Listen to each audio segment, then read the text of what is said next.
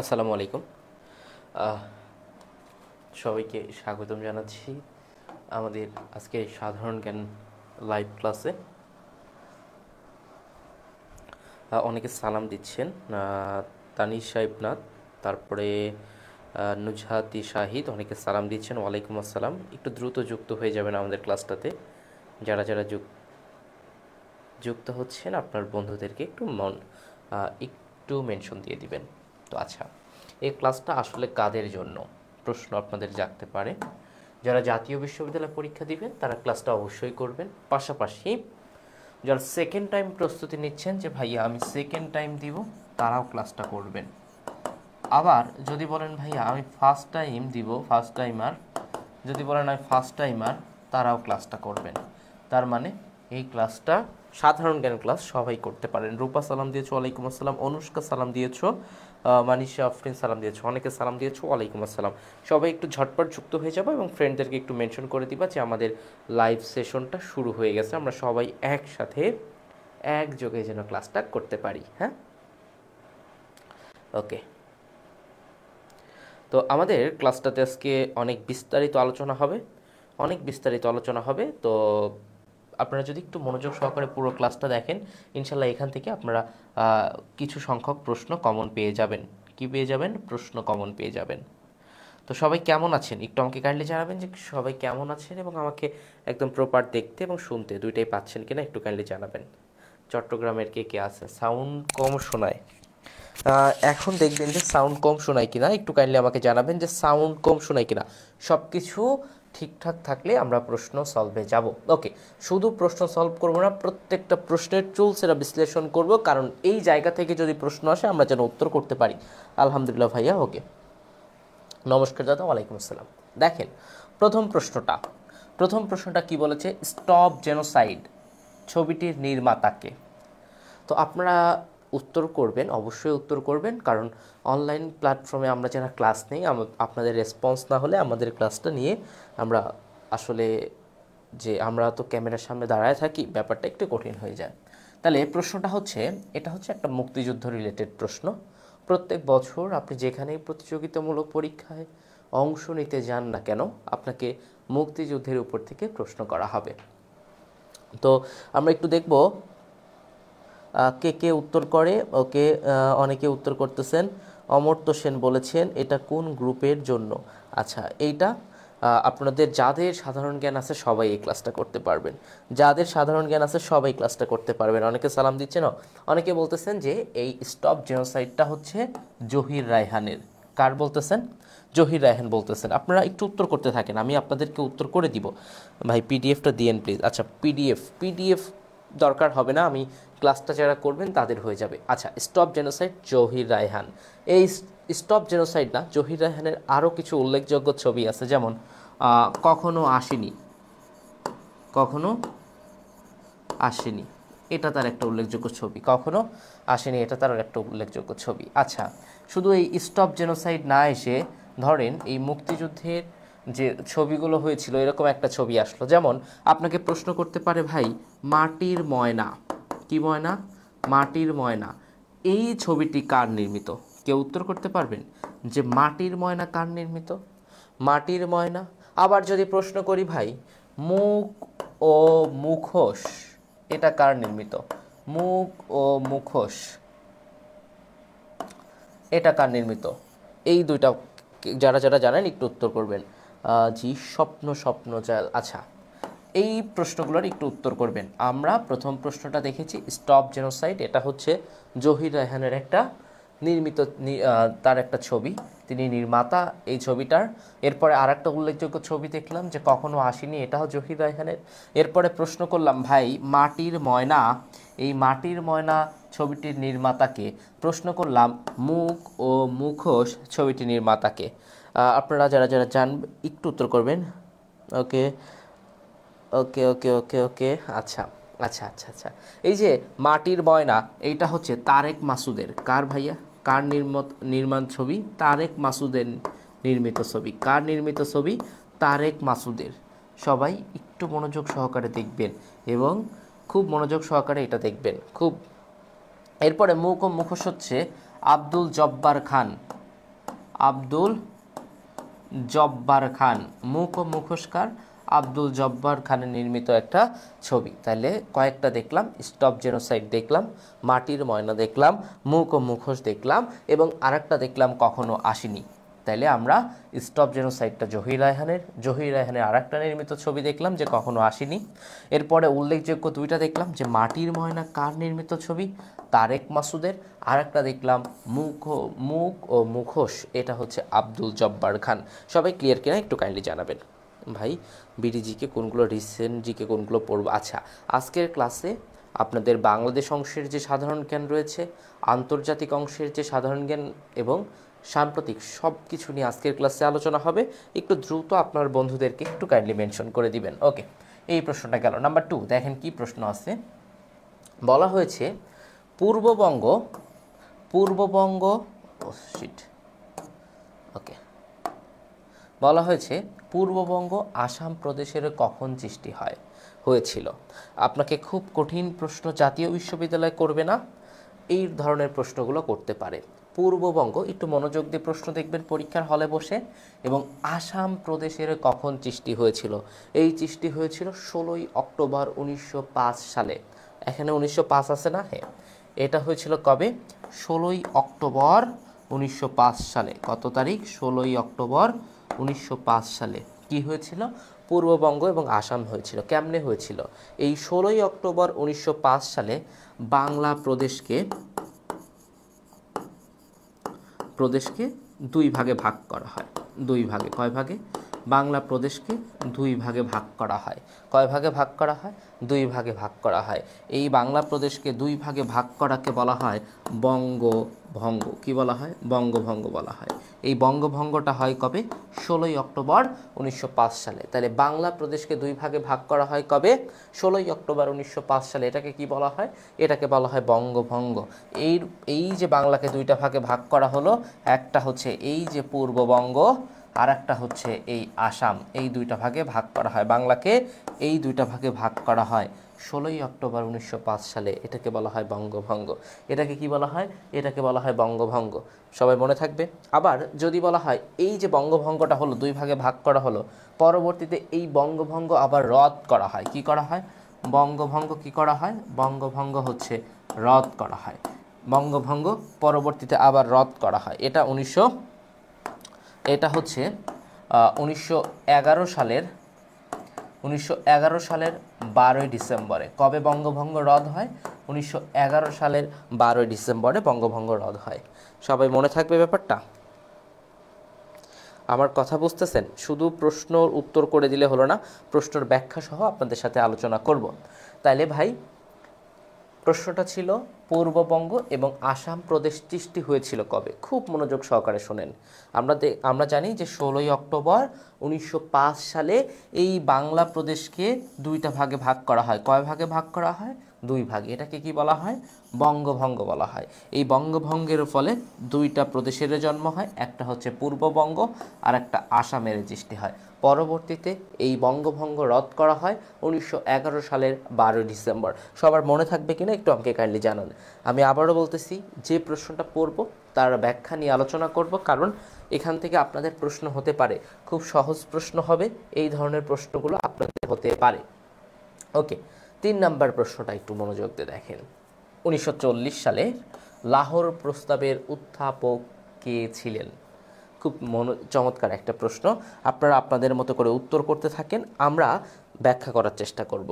আমি চমৎকার করে পুরো আলোচনা করব, যদি মনোযোগ দিয়ে শোনেন আশা করা যায় এখান থেকে প্রশ্ন আপনারা মনে হয় কমন পেয়ে যাবেন ইনশাল্লাহ। 1940 সাল, কত সাল? 1940 সাল। এই 1940 সালে মোহাম্মদ আলী জিন্নাহ, এই প্রশ্নের উত্তর কিন্তু মোহাম্মদ আলী জিন্নাহ হবে কিনা তা কিন্তু বলতেছি না। মোহাম্মদ আলী জিন্নাহ, একটু মনোযোগ দিয়ে শোনেন, দ্বিজাতি তত্ত্বের প্রচার শুরু করে।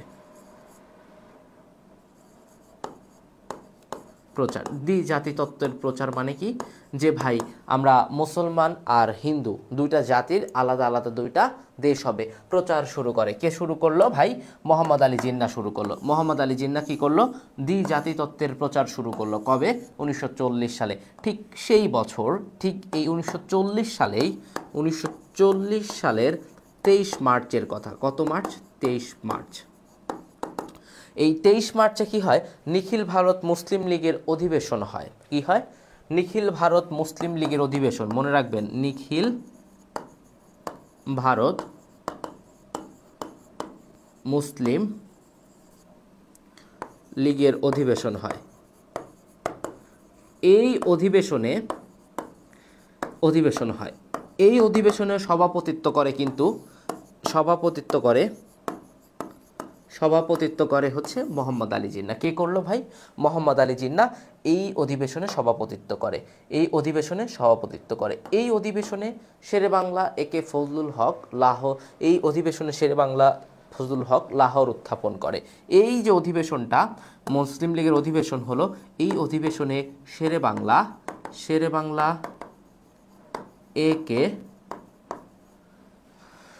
আছে না অপশন? হ্যাঁ, ফজলুল হক। শেরে বাংলা একে ফজলুল হক কি করে? লাহোর উত্থাপন করে, প্রস্তাব উত্থাপন করে। এটা তো লাহোর প্রস্তাব উত্থাপন করে। ওকে, আচ্ছা, এখানে মোসাদ্দেক ভুইয়ান এসেছে, যে অলরেডি পাবলিক বিশ্ববিদ্যালয়ের স্টুডেন্ট, রাজশাহী বিশ্ববিদ্যালয়ে খুব ভালো একটা মেরিট করেছে। মোসাদ্দেক ভুইয়ান এসেছে, আমাদের ক্লাসে যুক্ত হয়েছে। অনেক পাবলিকিয়ান আমাদের সাথে যুক্ত হয়েছে অলরেডি।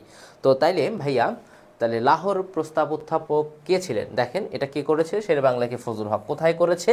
1940 সালের 23 মার্চ। এই তারিখটাও বলে দিলাম, 23 মার্চ নিখিল ভারত মুসলিম লীগের অধিবেশনে। কোথায় করেছে? 1940 সালের 23 মার্চ নিখিল ভারত মুসলিম লীগের অধিবেশনে। এই অধিবেশনে সভাপতিত্ব করতেছিল কে? মোহাম্মদ আলী জিন্নাহ সভাপতিত্ব করতেছিল। কিসের ভিত্তিতে? দ্বিজাতিতত্ত্বের প্রচার হচ্ছিল ওই 1940 সালে অনেকগুলো।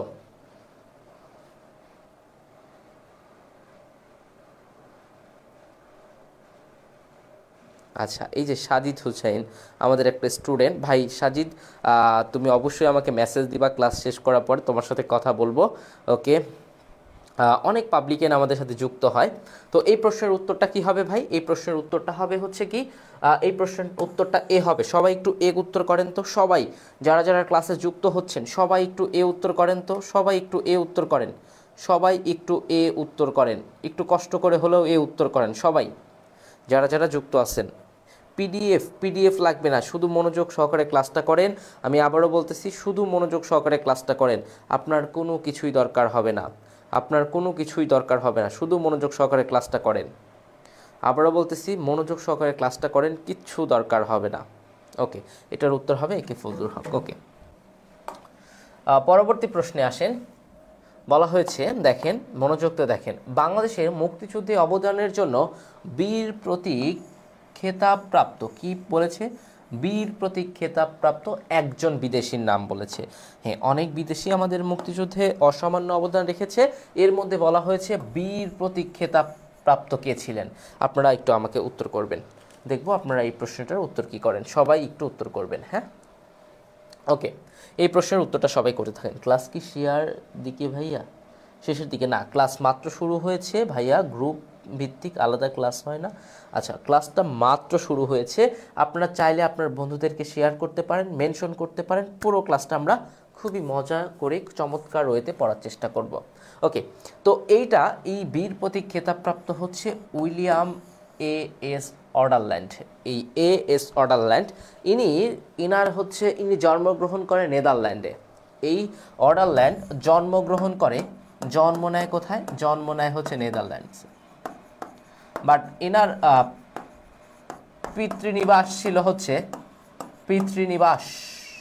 এটা ছিল হচ্ছে অস্ট্রেলিয়াতে। কোথায়? অস্ট্রেলিয়াতে হচ্ছে ইনার পিতৃনিবাস। ইনি জন্মগ্রহণ করে কোথায়? নেদারল্যান্ডে। ইনির পিতৃনিবাস কোথায়? ইনি এই যে আপনার অপারেশন সার্চলাইট কথা মনে আছে? অপারেশন সার্চলাইটের কথা মনে আছে? 1971 সালের 25 মার্চ যে গণহত্যা করা হয় কার নেতৃত্বে? রাও ফরমান আলী, টিক্কা খানের নেতৃত্বে রাও ফরমান আলী এবং খাদেম রাজার সহযোগিতায় অপারেশন সার্চলাইট নামক গণহত্যা চালানো হয় 1971 সালের কবে? 25 মার্চে। এই 71 সালের 25 মার্চে যে গণহত্যাটা চালানো হলো, এই গণহত্যার চিত্র মানে এই গণহত্যার চিত্র বা ছবি এগুলো হচ্ছে এই অর্ডার লাইন হচ্ছে ক্যামেরাবন্দি করে। ক্যামেরাবন্দি করার পরে এইটা পরবর্তীতে ইনি আন্তর্জাতিক মিডিয়াতে ছড়িয়ে দেয় যে পাকিস্তানিরা বাঙালিদের উপর এভাবে গণহত্যা চালাচ্ছে। এই কাজটা করেছিল এই উইলিয়াম এস অর্ডারলাইন। পলায়া একদম পলাতক অবস্থায় এই ছবিগুলো তুলেছিল ইনি। বুঝতে পারছেন?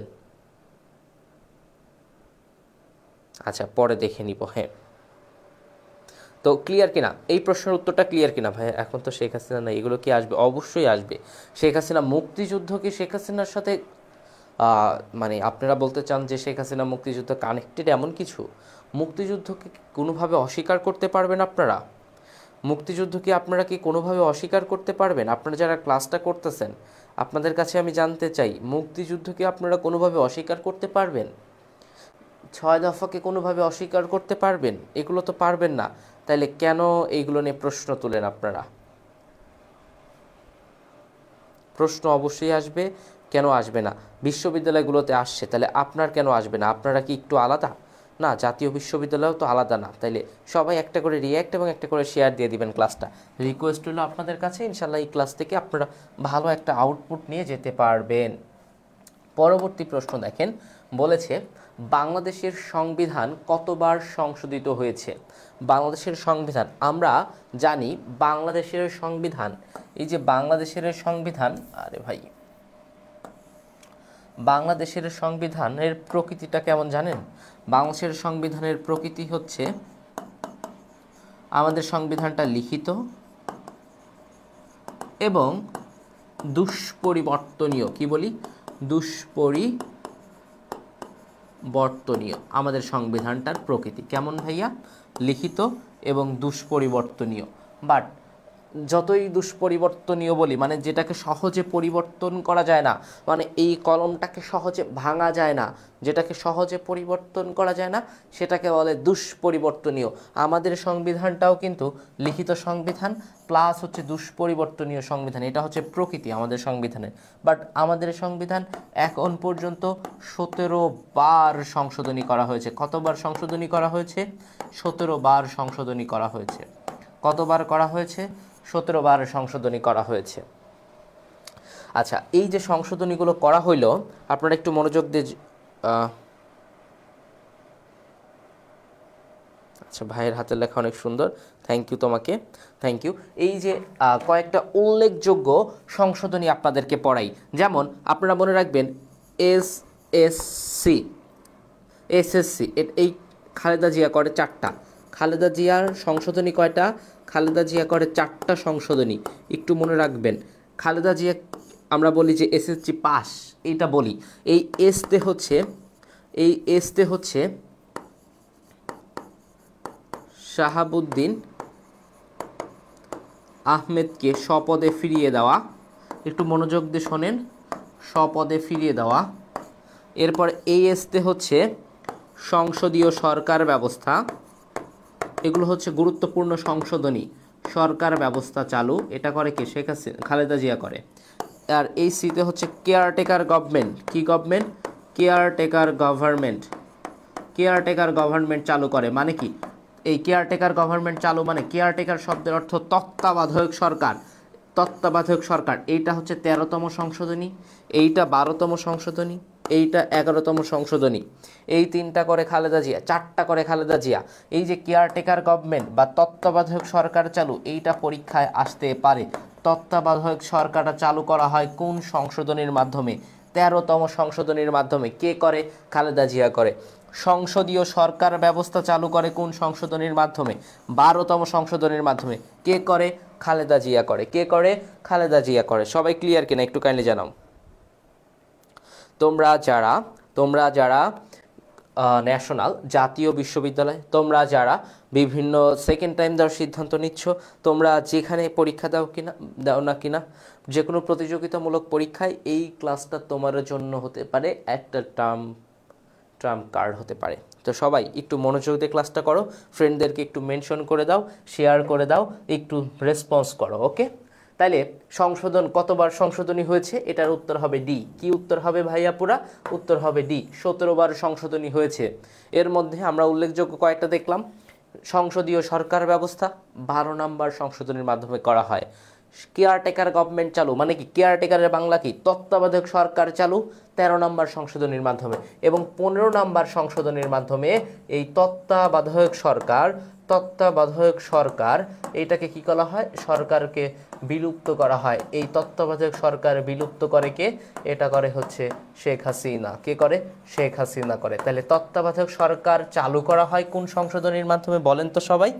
তত্ত্বাবধায়ক সরকার চালু করা হয় কোন সংশোধনীর মাধ্যমে একটু বলবেন?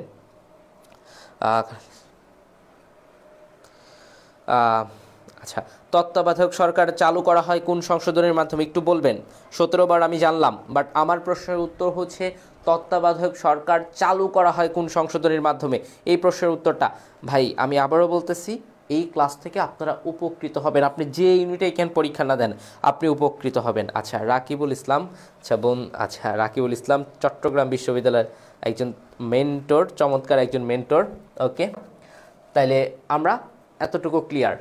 এখন আসেন পরবর্তী প্রশ্ন আমাদের জন্য কি আছে। পরবর্তী প্রশ্ন হচ্ছে, আপনারা যারা জাতীয় বিশ্ববিদ্যালয় ভর্তি পরীক্ষায় অংশগ্রহণ করবেন তাদের জন্য যে বইটা একটা বড় রোল প্লে করতে পারে সেটা হচ্ছে এনিউ বুস্টার। যাদের কাছে আছে অবশ্যই পড়ে যাবেন, এবং যাদের কাছে নেই শেষ মুহূর্তে কোনোভাবে যদি সংগ্রহ করতে পারেন, সংগ্রহ করে পড়ে যাবেন ইনশাল্লাহ। এখান থেকে আপনারা একটা ভালো সংখ্যক প্রশ্ন কমন পাবেন। পরবর্তী প্রশ্নটা আসেন, নিম্নের কোনটি রাষ্ট্রের বৈশিষ্ট্য নয়? কোনটা রাষ্ট্রের বৈশিষ্ট্য নয়? একটু আপনারা উত্তর করতে পারেন, যারা উত্তর করতে পারবেন করুন, এবং আমরা এটার ব্যাখ্যা করব। নিম্নের কোনটি রাষ্ট্রের বৈশিষ্ট্য? সহজ প্রশ্ন, এরকম প্রশ্ন আপনার জাতীয় বিশ্ববিদ্যালয় করতে পারে। আচ্ছা, একটা রাষ্ট্রের বৈশিষ্ট্য কয়টা হয়? একটা রাষ্ট্রের বৈশিষ্ট্য হয় চারটা উপাদান থাকতে হয় বা চারটা বৈশিষ্ট্য থাকতে হয়। সেটা হচ্ছে, আমরা যদি বলি নাম্বার 1 জনগণ থাকতে হবে, তাই না? তারপর নাম্বার 2 ভূখণ্ড থাকতে হবে, ভূখণ্ড ছাড়া রাষ্ট্র হবে কেমনে? ওকে, নাম্বার 3 সরকার থাকতে হবে, সরকার। এবং নাম্বার 4 সার্বভৌমত্ব।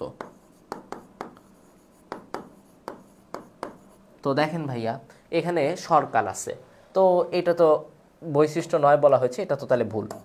ওকে, জনসংখ্যা ভুল, সার্বভৌমত্ব ভুল। তাহলে এখানে সঠিক উত্তর কি হবে?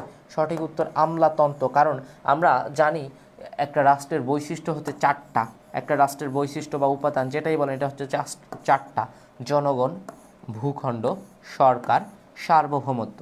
জনগণ, ভূখণ্ড, সরকার, সার্বভৌমত্ব। এখানে কিন্তু আমলাতন্ত্র কথাটা কিন্তু আসে নাই। তার মানে এখানে কি আমলাতন্ত্র উত্তর হবে? উত্তর কি আমলাতন্ত্র হবে?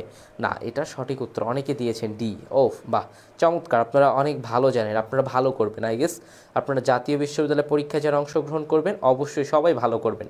সবাই একটা করে রিয়্যাক্ট, একটা করে শেয়ার, একটা করে মেনশন দিয়ে দিতে পারেন আপনার বন্ধুদেরকে। ওকে, এবং আরেকটা যে বিষয়ে খুশি হবেন, যারা সেকেন্ড টাইমে সিদ্ধান্ত নেবেন জাতীয় বিশ্ববিদ্যালয়ে ভর্তি হয়ে, তারা আজকের ক্লাস করতেছেন, তারা লিজেন্ড কেয়ারে যদি সেকেন্ড টাইম ভর্তি প্রস্তুতি নেন, আজকের ক্লাসের স্ক্রিনশট আমাদের পেজে কিংবা আমাদের কাউকে নক করলে আপনি কিছু ডিসকাউন্টে ভর্তি হতে পারবেন। ওকে, নাম্বার 7 বলা হয়েছে মার্কিন যুক্তরাষ্ট্রের আইনসভার নাম কি? মার্কিন যুক্তরাষ্ট্রের আইনসভার নাম, এটা আপনাদের জাতীয় বিশ্ববিদ্যালয়ে আসা একটা প্রশ্ন। এই প্রশ্নটা কিন্তু আমি তৈরি করি নাই, জাতীয় বিশ্ববিদ্যালয়ে আসা একটা প্রশ্ন। আচ্ছা, মার্কিন যুক্তরাষ্ট্রের আইনসভার নাম হচ্ছে কংগ্রেস। কি ভাইয়া? কংগ্রেস। কি? কংগ্রেস। কি বললাম? যে মার্কিন যুক্তরাষ্ট্রের আইনসভার নাম কি? কংগ্রেস। এই কংগ্রেস বা এই আইনসভা হচ্ছে দ্বিকক্ষ বিশিষ্ট। কেমন ভাইয়া? দ্বিকক্ষ বিশিষ্ট। কেমন আইনসভা? দ্বিকক্ষ বিশিষ্ট আইনসভা। কেমন? দ্বিকক্ষ বিশিষ্ট আইনসভা। একটা হচ্ছে দুইটা কক্ষ বিশিষ্ট, একটা হচ্ছে উচ্চ কক্ষ আর একটা হচ্ছে নিম্ন কক্ষ। এই যে উচ্চকক্ষ এটাকে বলা হচ্ছে সিনেট। কি বলা হচ্ছে এটাকে? এটাকে বলা হচ্ছে সিনেট। উচ্চকক্ষকে কি বলা হচ্ছে? সিনেট। আর নিম্নকক্ষকে বলা হচ্ছে হাউস অফ রিপ্রেজেন্টেটিভ।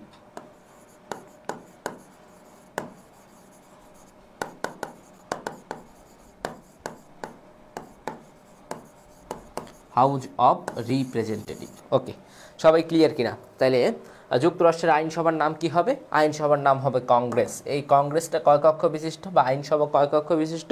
দ্বিকক্ষ বিশিষ্ট। উচ্চকক্ষের নাম কি? House of senate. নিম্নকক্ষের নাম কি? House of Representative. ওকে, সবাই ক্লিয়ার কিনা?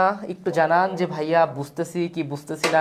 একটু আপনারা জানালে ব্যাপারটা কি হবে, মানে আমার বুঝতে সুবিধা হবে যে আমি আপনাদেরকে বোঝাতে পারতেছি, এইটাই চাই, আর কিছু চাই না। আমি আপনাদেরকে বোঝাতে পারতেছি, এই এতটুকু ব্যাপার। ওকে, আসেন পরবর্তী প্রশ্নে আসেন।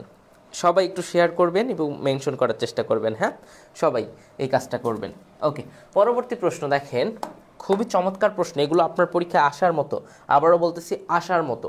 ক্ষমতা স্বতন্ত্রীকরণ নীতির প্রবক্তাকে। আচ্ছা, স্বতন্ত্রীকরণ এটা বলতে কি বোঝায়? শোনেন, ক্ষমতা স্বতন্ত্রীকরণ বলতে কি বোঝায়?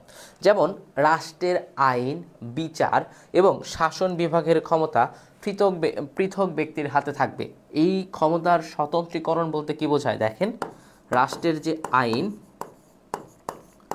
রাষ্ট্রের আইন, এরপরে শাসন এবং বিচার, এই তিনটা কিন্তু আলাদা আলাদা ব্যাপার। এই বিচার, আইন, শাসন এবং বিচার বিভাগীয় ক্ষমতা পৃথক ব্যক্তির হাতে থাকবে।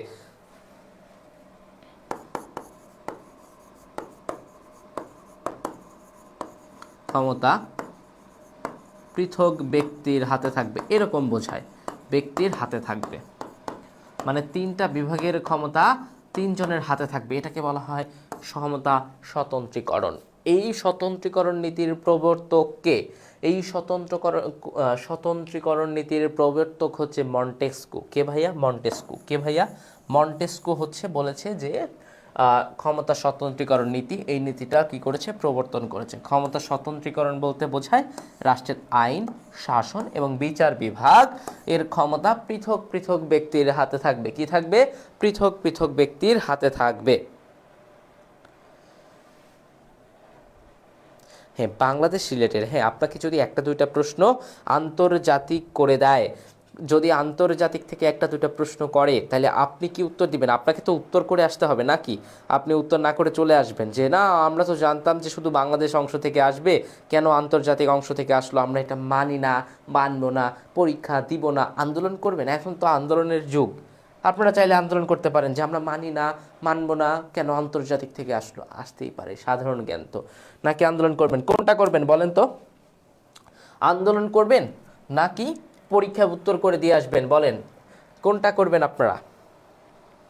আচ্ছা, অনেকে আমাদের ক্লাস থেকে ভাইয়ার কথার ধরন অনেকটা হাসনাত আবদুল্লাহ ভাইয়ের মতো। আচ্ছা, হাবিবুর রহমান। ওকে ওকে, আন্দোলন করবেন। আচ্ছা, অনেকে আমাদেরকে ক্লাস থেকে মানে ডিটাচ করার জন্য বা আমাদের কনসেন্ট্রেশন ব্রেক করার জন্য অনেকে ইমোজি দিচ্ছে, হয়তো বা আমাদের কনসেন্ট্রেশনটা ব্রেক করার জন্য। আমরা চেষ্টা করব আমরা আমাদের মনোযোগটা আমাদের এইদিকে ধরে রেখে আমরা আজকে অনেকগুলো প্রশ্ন চলছে না বিশ্লেষণ করব, যেন আপনাদের পরীক্ষায় এই ব্যাপারগুলো যেন একটু সহায়ক হিসাবে কাজ করে। হ্যাঁ, আমি বলবো না যে এই প্রশ্নগুলোই আসবে, কারণ আমি প্রশ্নকর্তা না, বাট আমরা চেষ্টা করব যেগুলো খুবই গুরুত্বপূর্ণ প্রশ্ন, যেগুলো বারবারই বিশ্ববিদ্যালয় সহ যে কোনো প্রতিযোগিতামূলক পরীক্ষায় আসে, আমরা সেইগুলো একটু চুলসেরা বিশ্লেষণ করব। কারণ এই প্রশ্ন না আসলে, এই প্রশ্ন লেজুর ধরে আমরা যেটুকু আলোচনা করব সেখান থেকেও একটা প্রশ্ন আসতে পারে। তার মানে আমাদের পুরো ক্লাসটা মনোযোগ সহকারে শুনতে হবে, দেখতে হবে, রেসপন্স করতে হবে। সবাই শেষ পর্যন্ত থাকবেন কিনা, মনোযোগ সহকারে দেখবেন কিনা, একটু আমাদেরকে কষ্ট করে হলেও জানাবেন। তাইলে আমরা পড়াতে, যারা আমরা ক্যামেরার সামনে দাঁড়ায় থাকি, আমাদের পড়াতে একটু হলেও ভালো লাগবে বা শেখাতে মন চাইবে। বুঝতে পারছেন আমার কথা? ওকে ওকে, পরবর্তী প্রশ্নটা দেখেন, অনেকে 1772 সাল লিখতেছেন। ওকে, অনেকে লিখতেছেন 92 লিখতেছেন। ওকে, প্রশ্নটা কি বলেন? চিরস্থায়ী বন্দোবস্ত কত সালে প্রবর্তিত হয়? চিরস্থায়ী বন্দোবস্ত কত সালে প্রবর্তিত হয়? অনেকে সঠিক উত্তর লিখতেছেন, আবার অনেকে ভুল উত্তর লিখতেছেন। আচ্ছা, এই যে চিরস্থায়ী বন্দোবস্ত, এইটা কে করে? এই বন্দোবস্ত কে করে? বন্দোবস্ত কে করে? কে বলতে পারেন? Lord Cornwallis. কে করে?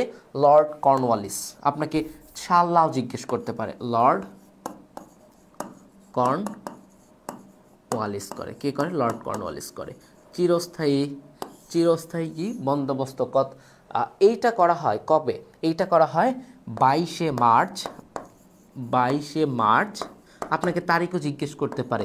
1793 সালে 22 মার্চ 1793 সালে লর্ড কর্নওয়ালিস চিরস্থায়ী বন্দোবস্ত চালু করে।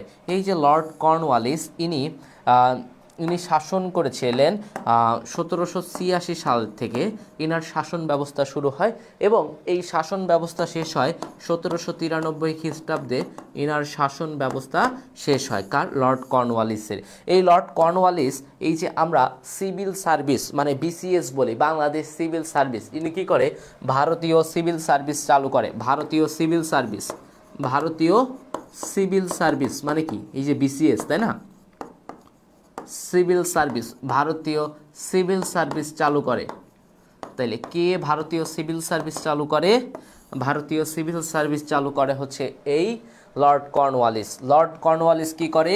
চিরস্থায়ী বন্দোবস্ত করে। কবে? এটা 22 মার্চ 1793 সালে ইনি কি করে? ভারতীয় সিভিল সার্ভিস চালু করে। ইনার ক্ষমতা ছিল 1786 সাল থেকে 1793 সাল পর্যন্ত।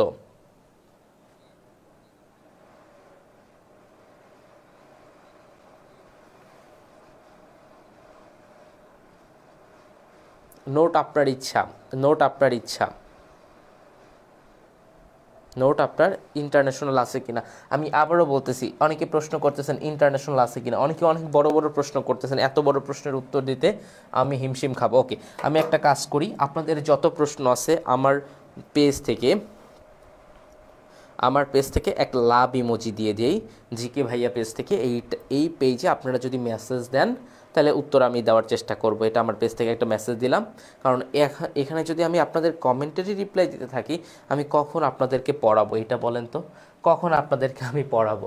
ওকে, পরবর্তী প্রশ্নটা দেখেন ভাই, একাই চলে আসছে মনে হয় প্রশ্নটা। বলা হয়েছে গণপ্রজাতন্ত্রী বাংলাদেশের সংবিধানের কতটি অনুচ্ছেদ আছে?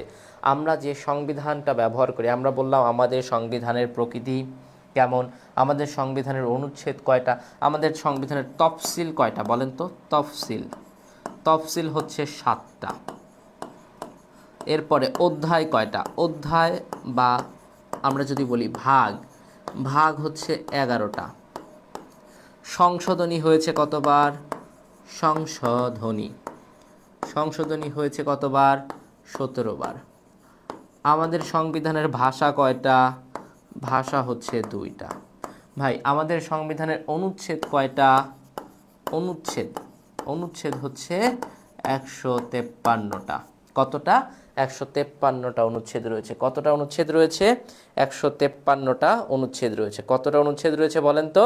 153টা অনুচ্ছেদ রয়েছে। কতটা? 153টা অনুচ্ছেদ রয়েছে। তফসিল রয়েছে কয়টা? তফসিল হচ্ছে 7টা। ভাগ কতটা? 11টা। সংশোধনী কতবার? 17 বার। ভাষা কতটা? 2টা। অনুচ্ছেদ কয়টা? 153টা। অনুচ্ছেদ কয়টা? 153টা। সবাই ক্লিয়ার? এই ভাইয়া আপুরা সবাই ক্লিয়ার কিনা একটু জাস্ট বলবা যে ভাইয়া আমরা বুঝতেছি আপনার কথা, আপনার প্রশ্নের সলভগুলো আমরা বুঝতেছি। এইটুকু যেন আমি জানতে পারলে আমার পক্ষে পড়ানোর সুবিধা হবে। এবং আপনাদের বন্ধুদেরকে এখনও মেনশন করতে ভুলবেন না, কারণ আরও অনেক প্রশ্ন আলোচনা করব, গুরুত্বপূর্ণ, সাম্প্রতিক, তারপরে আরও চমৎকার প্রশ্নগুলো আপনাদের সাথে আলোচনা করা বাকি আছে এখনও। সাম্প্রতিকের প্রশ্ন নিয়ে আলোচনা করেন, অবশ্যই আলোচনা করব। সাকিব, অবশ্যই আলোচনা করব। আপনাদের ফ্রেন্ডদেরকে মেনশন করতে ভুলবেন না। দুনিয়ার সব কিছুর জন্য প্রযোজ্য এই ক্লাস। বাংলাদেশের সংবিধানে এ যাবৎকাল কতগুলো সংশোধনী আনা হয়েছে? দেখেন এখানে কিন্তু অপশন এগুলো আছে, তাহলে আপনি কি করে আসবেন? বলা হচ্ছে সংবিধানে এ যাবৎকাল কতগুলো সংশোধনী আনা হয়েছে। এ যাবৎকালে সংশোধনী আনা হয়েছে 17 বার। কতবার? 17 বার বা 17টি সংশোধনী আনা হয়েছে। ধরেন আমি হুসেন মোহাম্মদ এরশাদের সংশোধনীগুলো পড়ব। আমি যদি বলি 1 2 3 4, এই 4টা করে হচ্ছে বঙ্গবন্ধু। এই 4টা সংশোধনী করে কে? বঙ্গবন্ধু করে। এরপরে 5 নম্বর সংশোধনী করে জিয়াউর রহমান। কে করে? জিয়াউর রহমান। এরপরে মনোযোগ দিয়ে শোনেন, 6 নাম্বার করে কে? 6 নাম্বার করে বিচারপতি আব্দুস সাত্তার। কে করে? সাত্তার করে। এরপরে 7 8 9 10, এই 4টা করে হুসেন মোহাম্মদ এরশাদ করে। কে করে? হুসেন মোহাম্মদ এরশাদ করে। এখন আসেন 7 8 9 10 একটু আলোচনা করি। একটু মনোযোগ দিয়ে শোনেন, কাজে দিবে। পৃথিবীর যে কোনো দিন যে কোনো জায়গায় কাজে দিবে। কোনটা কোনটা বললাম? 7 8 9 10, এই 4টা দেখেন কেমনে মনে রাখবো। এরশাদের বউ ছিল কয়টা? 2টা বউ ছিল। কয়টা বউ ছিল? 2টা। তো উনি ওনার এই টেকনিকটা হচ্ছে বৈধ করুন ইসলাম 2 নারী। কি বলেছে? বৈধ করুন ইসলাম 2 নারী। ইসলামকে বলতেছে 2 নারীকে বৈধ করুন। এই হচ্ছে তার 4টা সংশোধনী। যেমন বৈধ দিয়ে, এটা হচ্ছে 7 নম্বর সংশোধনী। এখানে বলা হয়েছে উনি ছিল একজন সামরিক সরকার, তাই না? সামরিক সরকারের সকল আদেশের বৈধতা। কি ভাইয়া?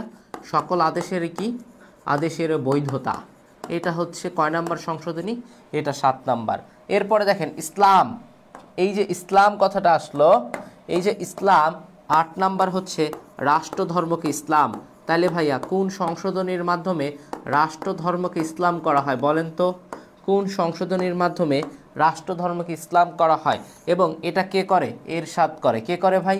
হুসেন মোহাম্মদ এরশাদ করে। কে করে? হুসেন মোহাম্মদ এরশাদ করে। এরপরে দেখেন ভাই 2 দিয়ে হচ্ছে রাষ্ট্রপতির ক্ষমতা 2 মেয়াদে সীমাবদ্ধকরণ। মানে 2 মেয়াদ বলতে কত বছর? 10 বছর। 2 মেয়াদ, 1 মেয়াদ 5 বছর, 2 মেয়াদে সীমাবদ্ধকরণ। 2 মেয়াদ বলতে 10 বছর। কোনো রাষ্ট্রপতি কিন্তু 10 বছরের বেশি ক্ষমতায় থাকতে পারে না। আর 10 নাম্বারটা হচ্ছে দেখো, নারী যেহেতু আছে, নারীদের আসন, নারীদের 30টা আসন 10 বছরের জন্য, মানে সংরক্ষিত আসন 10 বছরের জন্য বহাল করে। তো আমি একটু আগে খালেদা জিয়ারটা দেখাইলাম,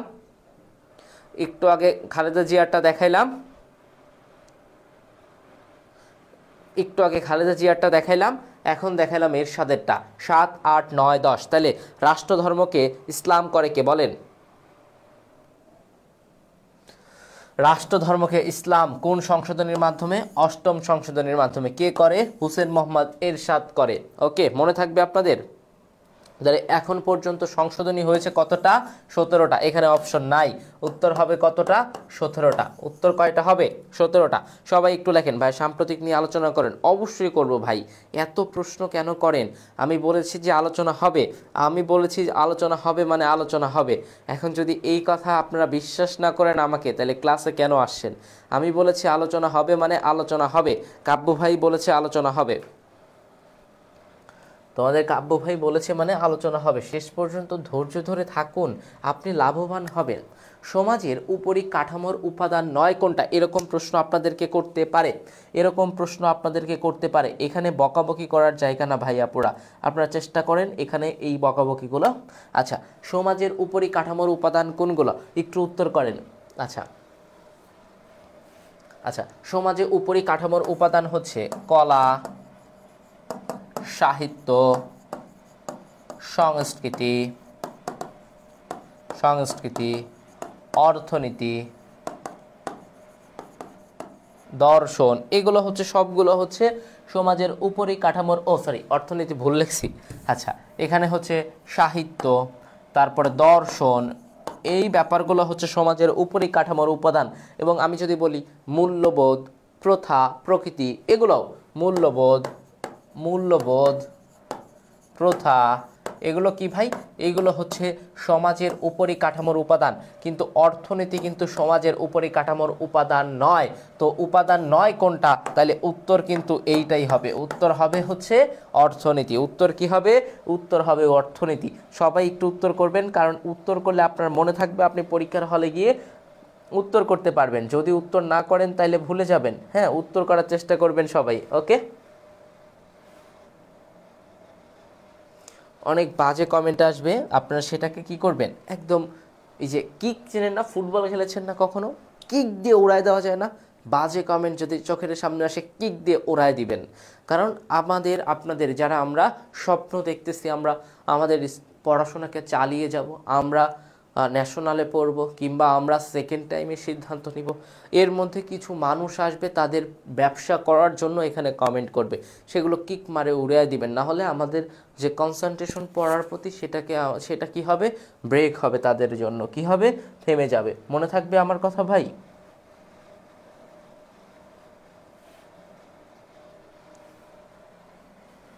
ওকে, ওকে, এই যে আমাদের লিজেন্ড কেয়ারের সেকেন্ড টাইম যে ব্যাচটা চালু হয়েছে, অ্যাডভান্স ব্যাচ, যারা মনে করতেছে না আমি ফার্স্ট টাইমে ব্যর্থ হয়েছি, আমি সেকেন্ড টাইমে উঠে ঘুরে দাঁড়াবো, জাতীয়তে ভর্তি হওয়ার পরে আমি একটা পাবলিক বিশ্ববিদ্যালয়ের জন্য আবারও চেষ্টা করব, তাদের জন্য আমাদের অ্যাডভান্স ব্যাচ লিজেন্ড কেয়ারের পেজে মেসেজ করতে পারেন, কিংবা আমার পেজে জিকে ভাইয়াতে মেসেজ করতে পারেন, করে জিকে ভাইয়াতে মেসেজ করতে পারেন, করে আপনারা চমৎকার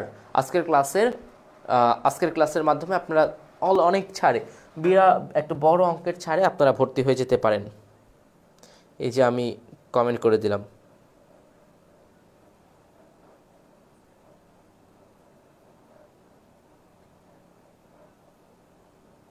অবশ্যই রাইট আছে, হাবিবুর রহমান অবশ্যই রাইট আছে। হ্যাঁ, হাসনাত ভাই আমার অনেক শ্রদ্ধাভাজন একজন বড় ভাই, আমি তাকে অনেক শ্রদ্ধা করি, সম্মান করি। ভাই চমৎকার পড়ায়, বলতে পারো এটা। ওকে, লিজেন্ড কেয়ার সাকসেস মানে স্টোরি, যেটা আমাদের প্রত্যেক বছর এরকম হাজারো স্টুডেন্ট ভালো জায়গায় ভালো মেরিট করে, তাদের একটা সামান্য একটা অংশ এখানে রাখা হয়েছে। ওকে, আমরা পড়াশোনায় চলে যাই। দেখেন, বলা হয়েছে ইতিহাসের জনককে। মনোযোগ দিয়ে দেখেন, ইতিহাসের জনককে, আপনারা উত্তর করতে থাকেন। এই যে ইতিহাসের উপাদান কতটা জানেন? উপাদান হচ্ছে দুইটা। কয়টা? দুইটা। একটা হচ্ছে ভাইয়া লিখিত ইতিহাস, লিখিত, আর একটা হচ্ছে অলিখিত। দেখেন ভাই, যে ইতিহাসগুলো লিখিত আকারে আছে, যদি আমি বলি আকবরনামা, কি নামা? আকবরনামা। দেখেন, আকবরনামা এটা কিভাবে আছে? লেখা আকারে আছে, আবুল ফজল এটাকে লিখেছে। আবার যদি বলেন, ধরেন একটা, আমি যদি বলি মুদ্রা, দেখেন আমি যদি বলি মুদ্রা, এটা কি ধরনের ইতিহাস? আমি যদি বলি মুদ্রা, এটা লিখিত ইতিহাস না অলিখিত ইতিহাস? আপনারা বলেন তো, এটা লিখিত না অলিখিত? এইটা লিখিত না অলিখিত? কে বাজে কথা বললো সেটা নিয়ে মাথা না ঘামে মনোযোগ দাও ভাই। হ্যাঁ, এটা লিখিত না অলিখিত হয়েছে? মুদ্রা। আমি তো আকবর নামাত্মকও এটাকে লিখিত বানালাম, তাহলে মুদ্রা কি? ধরেন আমার কাছে 25 পয়সার একটা মুদ্রা আছে। কয় পয়সা? 25 পয়সা। হ্যাঁ, আমার সন্তানরা হতে হতে এই 25 পয়সা মুদ্রা তাদের কাছে কি, আল্লাহ এত আগের জিনিস, এটা তো একটা ইতিহাস স্বরূপ, ওরা রেখে দিবে। আমরা যদি 5 পয়সা 10 পয়সার মুদ্রা পাই, রেখে দেওয়ার চেষ্টা করি, এটা কি ইতিহাস? ওই আগের কাহিনী, ওটা কি পুরাতন, যা কিছু পেছনে চলে যাবে সেটা ইতিহাস হয়ে যায়। তো এটা কি লেখা আকারে আছে না ও মুদ্রা দেখে বললো? এটা হচ্ছে অলিখিত ইতিহাস। আমি যদি বলি ইমারত, এটা কি ইমারত? এই যে আমরা দালান ইমারত তৈরি করি, ধরেন আছে একটা কি বলে, বেহুলা লক্ষিন্দরের বাসরঘর, এটা কি অলিখিত আকারে আছে? মানে আমরা গিয়ে দেখতেছি, এটা কি লিখিত আকারে আছে? না, অলিখিত। তারপরে স্তম্ভলিপি, এগুলো কি? এগুলো হচ্ছে অলিখিত ইতিহাস। আর লিখিত কোনগুলো? আকবরনামা। তারপরে আমরা যদি বলি ঐত্তরীয় অরণ্যক, তারপরে আমরা যদি বলি এই যে ব্যাপারগুলো যেগুলো লিখিত আকারে আছে, এটা লিখিত ইতিহাস। আর যেগুলো অলিখিত আকারে আছে, অলিখিত ইতিহাস। ইতিহাসের জনককে? ইতিহাসের জনক হচ্ছে হেরোডোটাস। কে ভাইয়া? এটার উত্তর হবে হেরোডোটাস। কে উত্তর হবে? উত্তর হবে হেরোডোটাস। মনে থাকবে?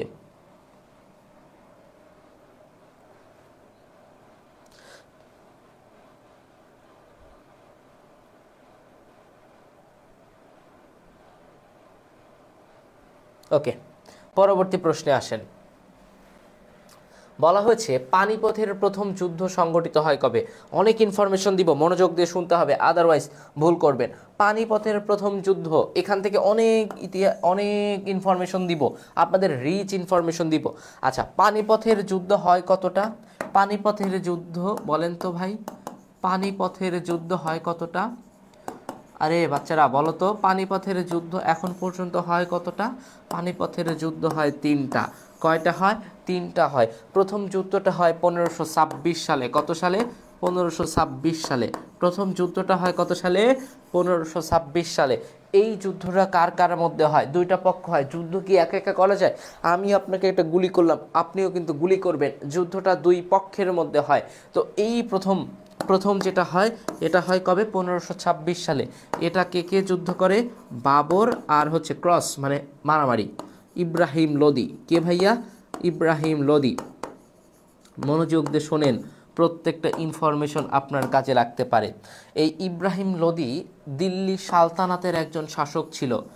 এই প্রথম পানিপথের যুদ্ধের মাধ্যমে দিল্লি সালতানাতের পতন হয়। মনোযোগ দিয়ে শোনেন, তাহলে প্রথম পানিপথের যুদ্ধের মাধ্যমে কি হয়? দিল্লি সালতানাতের পতন হয়। দিল্লি সালতানাতের পতন হয় কেমনে? প্রথম পানিপথের যুদ্ধের মাধ্যমে। ইব্রাহিম লোদি কি হয়? পরাজিত হয়। জেতে কে? বাবর। এই বাবর জিতে যায়। কি জেতে?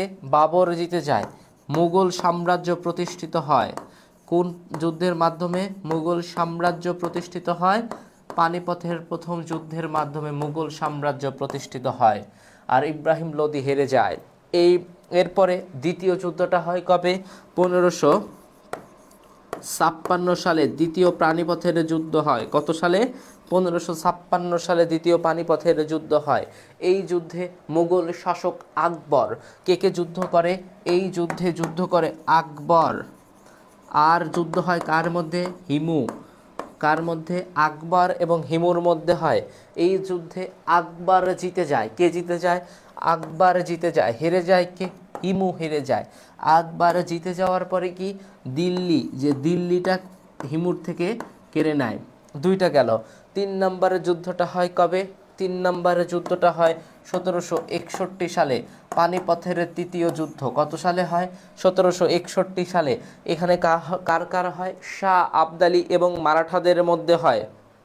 মন দিয়ে ক্লাস করো, পিডিএফ আর না খুঁজে আমার ভাই বোনেরা। আচ্ছা হ্যাঁ, মন দিয়ে ক্লাস করো, মন দিয়ে ক্লাস করো। এই যে 1761 সালে শাহ আবদালি, কা ভাইয়া? শাহ আবদালি আর মারাঠাদের যুদ্ধ হয়। কাদের? মারাঠাদের যুদ্ধ হয়।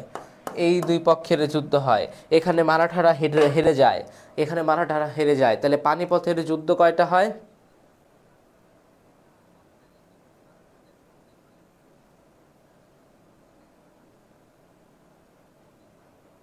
এই ভাইয়ারা, তোমরা মারামারি কইরো না, হ্যাঁ? তোমরা মনোযোগ দিয়ে ক্লাস করো, তোমরা শিখো।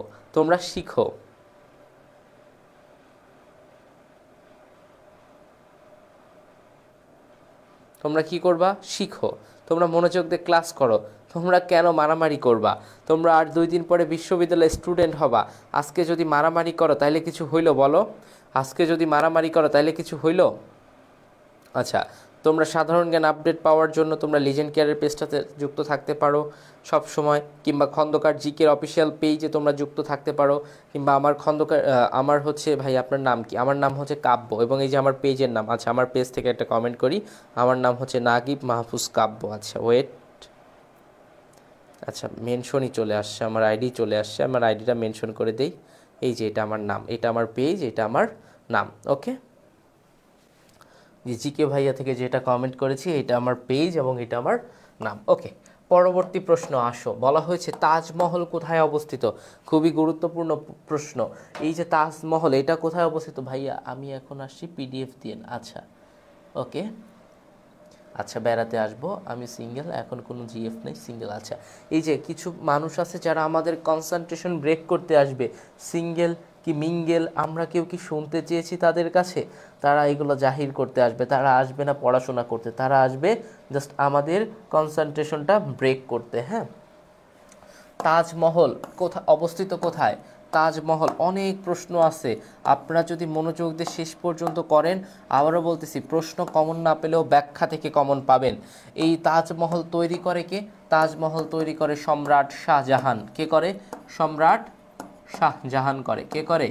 সম্রাট শাহজাহান করে। এই সম্রাট শাহজাহানকে বলা হয় প্রিন্স অফ বিল্ডার্স বলা হয়। কি বলা হয়? Prince of builders. শোনো, ক্লাসে আরও অডিয়েন্স থাকতো, কেমন থাকতো? যদি কোনো ভাইয়া একটু নাচতো, একটু গান গাইতো, একটু দেখতে সুন্দর হতো থাকতো, বাট আমি শেখাচ্ছি এই জন্য ক্লাসে পোলাপান থাকবে না, মেনশন করবে না, কিচ্ছু করবে না। হ্যাঁ, তো এই যে সম্রাট শাহজাহান কি করলো, তার বউয়ের জন্য মমতার জন্য একটা কি তৈরি করলো? রাজপ্রাসাদ, সরি, তাজমহল তৈরি করলো। এই তাজমহলটা কোথায় করা হয়? ভারতের উত্তরপ্রদেশে, আগ্রার যমুনার নদীর তীরে। ভারতের কোথায়? লিখো, ভারতের উত্তরপ্রদেশের আগ্রার যমুনার নদীর তীরে। কোথায়? আগ্রায় যমুনার নদীর তীরে। কোথায়? আগ্রার যমুনার নদীর তীরে। কোন নদীর তীরে? যমুনা নদীর তীরে। তাহলে কোথায় করা হয়? আগ্রায়। এটা কোথায় হয়? এটা হয় হচ্ছে আগ্রা। এখানে উত্তর হবে কি? আগ্রাতে তাজমহলটা করা হয়। এই যে তাজমহল, এই তাজমহলটার তৈরি করা শুরু হয় কবে? 1632 সালে। এই যে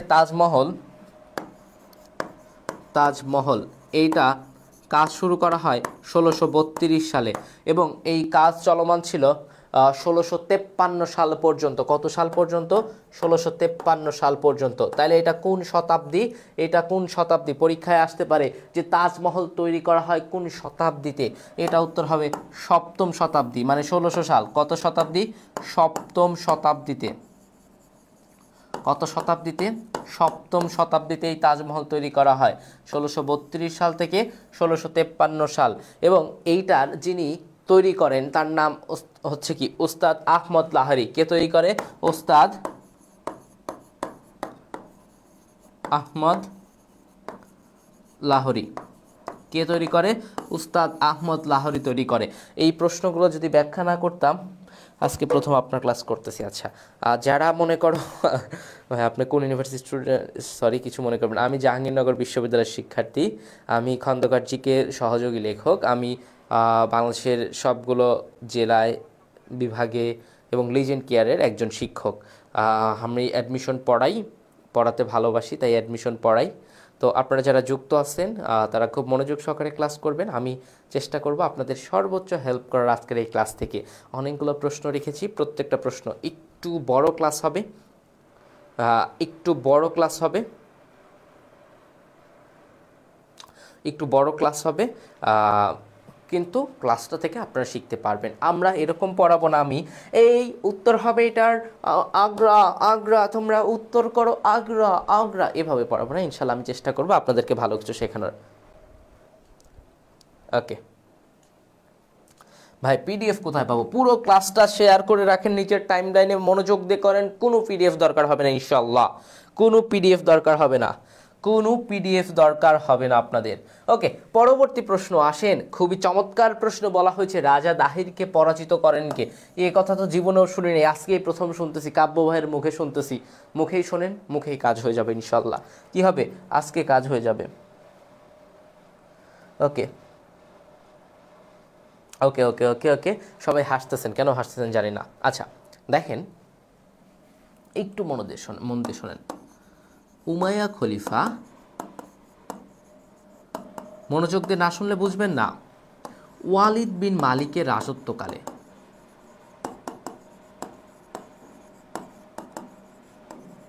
শোনেন, এই যে ওয়ালিদ বিন মালিক, ইনি একজন উমাইয়া খলিফা। কি খলিফা?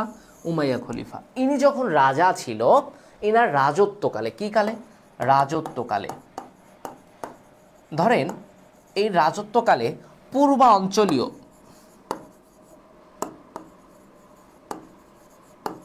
কি অঞ্চলীয়? পূর্বাঞ্চলীয়। ধরেন ভাই, আমি আপনি হচ্ছে ডক্টর ইউনূসের কথা চিন্তা করেন, ওনার কি সম্ভব আপনার এলাকার একটা রাস্তা নষ্ট হয়েছে ওখানে যে মাটি ভরাট করে দেওয়া? না, এটার জন্য কি দরকার? স্থানীয় সরকার দরকার।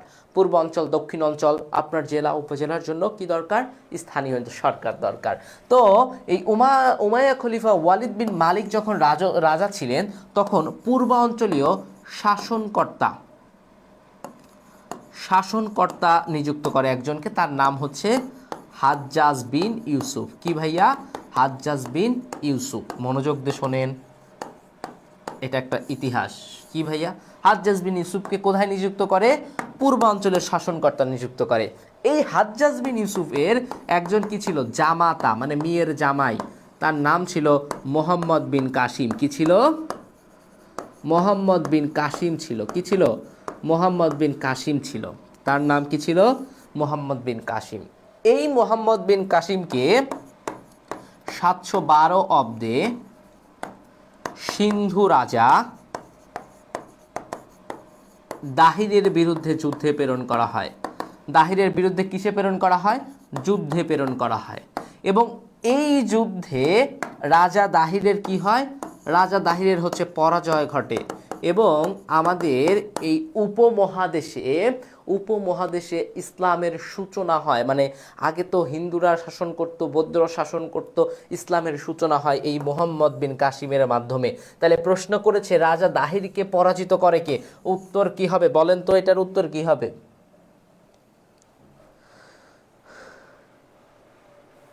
আচ্ছা, আমার নাম কাব্য। আমি মনে হয় আমার আইডিটা একবার মেনশন করেছিলাম আমার পেজ থেকে, আবারও করতেছি।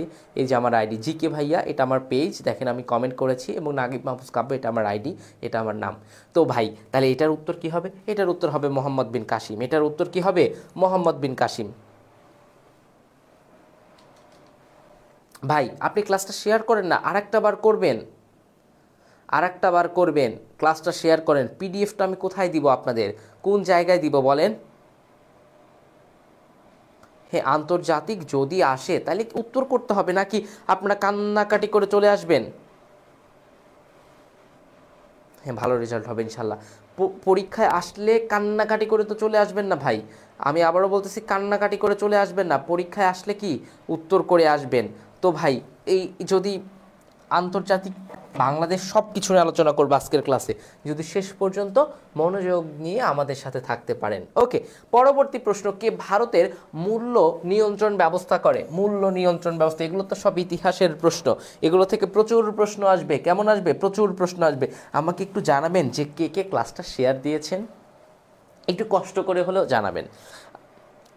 আচ্ছা, পিডিএফ দিব, যাও। এতবার বলার কারণে পিডিএফ আমরা আমাদের গ্রুপটাতে, আমাদের লিজেন্ড কেয়ারের যে পেজ, সেখানে আপলোড করা হবে, আমরা বলতেছি, এবং জিকে ভাইয়া পেজে আপলোড করা হবে। যান, কথা দিলাম আপনাদেরকে কথা দিলাম যে এই দুই জায়গায় আমরা পিডিএফটা আপলোড করে দিব। যান, আপনাদের এত কষ্ট আমি নিতে পারতেছি না। কে কে শেয়ার করেছেন একটু বলবেন। আমি করেছি, আবু সায়েদ করেছেন, থ্যাংক ইউ তোমাকে।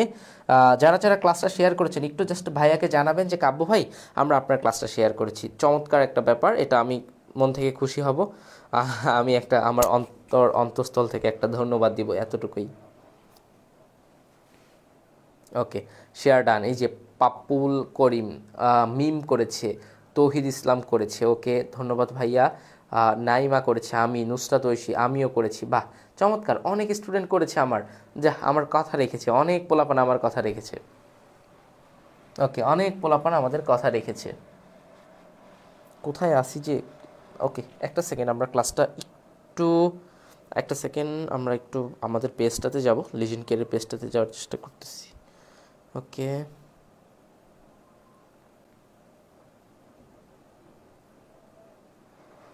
ওকে, করেছি ভাইয়া। ওকে, দুইটা ফ্রেন্ডকে করেছি। ওকে, ভালো, চমৎকার ব্যাপার, চমৎকার। ওকে, কে ভারতের মূল্য নিয়ন্ত্রণ করে? খুব চমৎকার একটা প্রশ্ন, তাই না?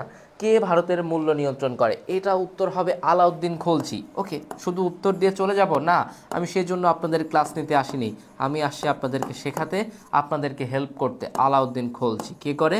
আলাউদ্দিন খলজি হচ্ছে মূল্য নিয়ন্ত্রণ করে। ওকে, এনার সম্পর্কে কয়েকটা ইনফরমেশন জেনে নেই, কারণ এনার সম্পর্কে এবার ঢাবিতেও প্রশ্ন আসছে, এবছর ঢাবিতেও প্রশ্ন আসছে। হ্যাঁ, ইনি একটা কথা বলে, আমি রাষ্ট্র। কে বলে? এই আলাউদ্দিন খলজি বলে। এই কথাটা সর্বপ্রথম কে বলেছিল? চতুর্দশ লুই।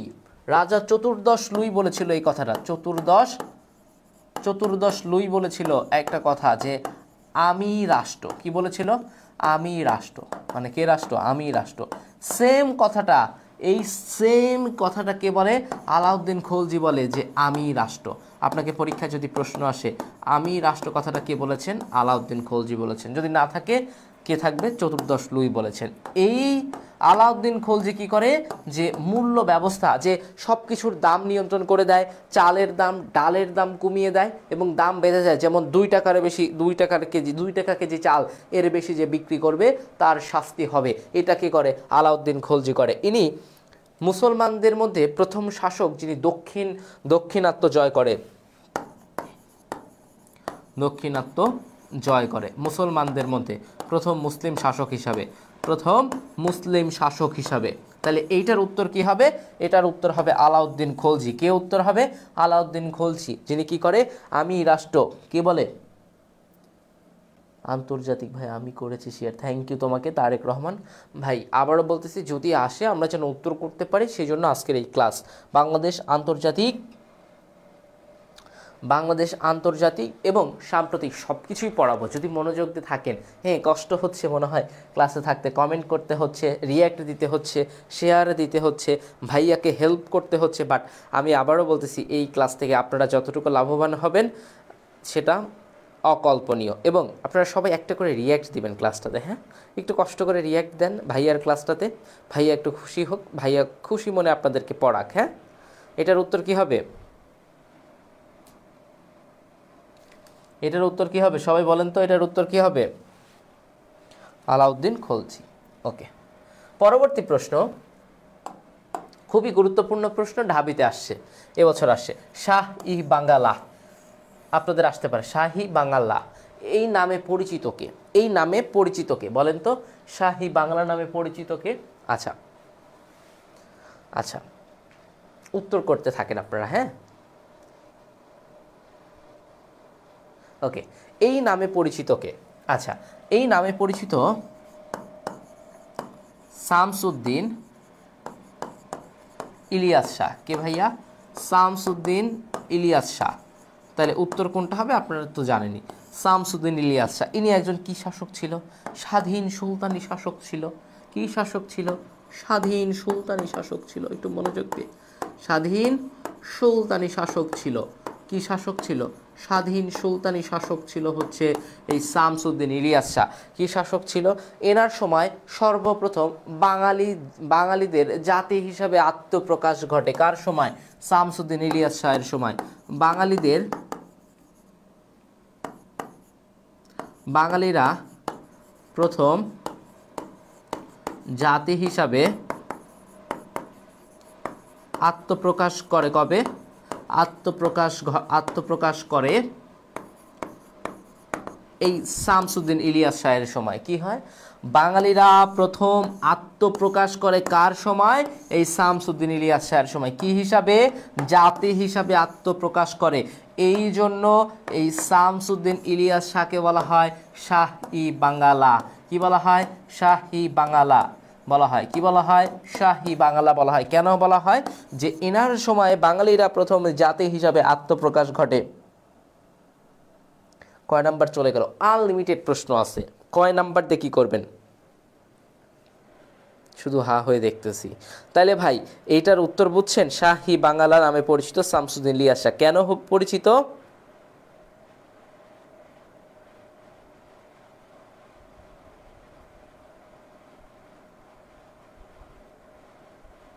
কেন পরিচিত? এই ভাই ক্লাসের উপস্থিতি কমে গেল, 300-র নিচে যদি চোখ চলে যায় আমরা ক্লাস কন্টিনিউ করবো না। তো স্যার অনেক শাসনকাল কত বছর ছিল? শাসনকাল জেনে কি করবেন আপনি? ওকে, 300-র নিচে চোখ চলে গেলে আমরা পড়াবো না। তো চোখ বাড়াতে আপনাদের কি করতে হবে? শেয়ার করতে হবে, বন্ধুদেরকে ডেকে আনতে হবে। হ্যাঁ, দেখেন পরবর্তী প্রশ্ন বলা হয়েছে কিতাবুল হিন্দ গ্রন্থের রচয়িতাকে। 300-র নিচে চোখ চলে গেলে আমরা পড়াবো না, আমি পড়াবো না।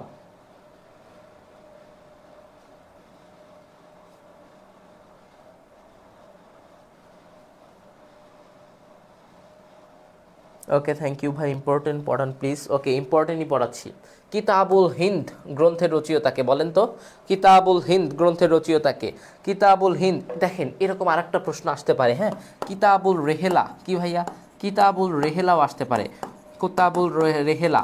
এই যে কিতাবুল রেহেলা আর কিতাবুল হিন্দ দুইটার কিন্তু আলাদা আলাদা লেখক, হ্যাঁ। এটার লেখককে জানেন? কিতাবুল রেহেলার লেখককে বলেন তো, কিতাবুল রেহেলার লেখককে কি বলতে পারলে বলেন? এটা হচ্ছে ইবনে বতুতা। কে ভাইয়া? Ibn Battuta.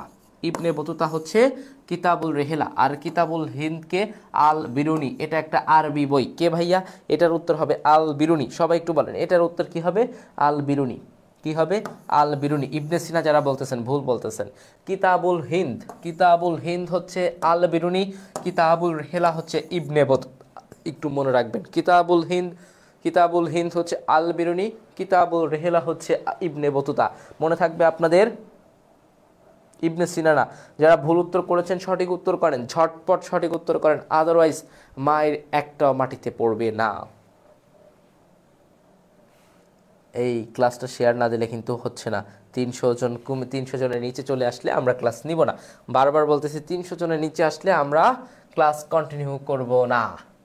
খুব গুরুত্বপূর্ণ প্রশ্ন পড়াবো, সাম্প্রতিকে তো এখনো যাই নাই। তো আপনারা কি চান যে ক্লাসটা চলুক না শেষ হোক?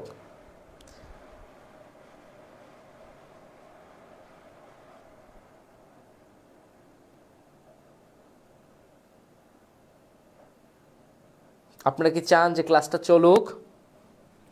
বলুন আপনারা কি চান? বক্সারের যুদ্ধ সংগঠিত হয় কবে? চান কি ক্লাসটা হোক? তো সেই ব্যবস্থা করেন না ভাই। আরে কোনো কথারই উত্তর দেন না, আপনারা খালি জাস্ট উত্তর করে যাচ্ছেন। আমার কথার উত্তর কখন দিবেন বলেন তো? আমার কথার উত্তর কখন দিবেন আপনারা? আচ্ছা, আমার কথার উত্তর কখন দিবেন আপনারা বলেন?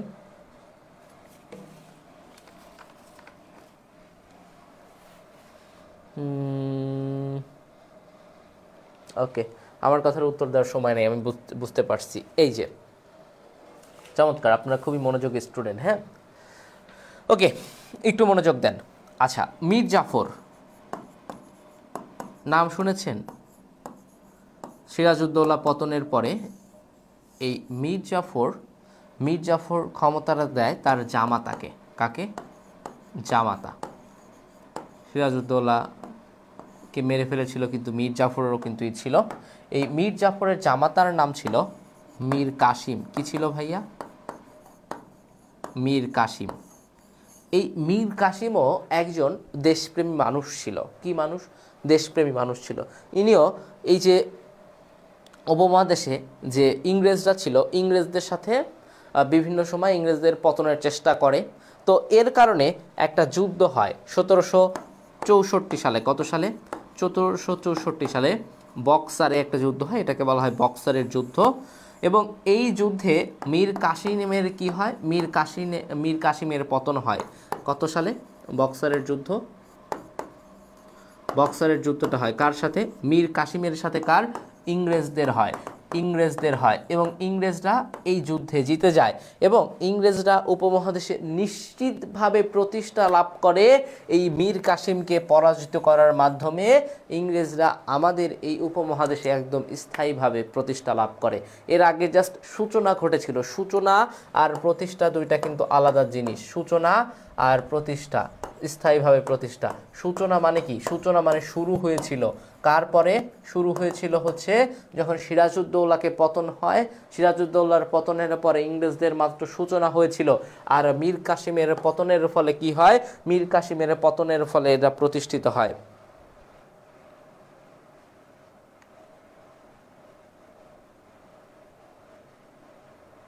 একটু ফাস্ট পড়াবো কেন?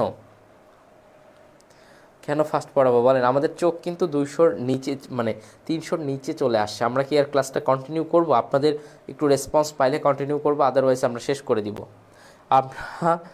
আপনারা যদি রেসপন্স করেন তবেই কন্টিনিউ করব, আদারওয়াইজ ক্লাসটা আমরা এখানেই শেষ করে দিব। কি করব বলেন?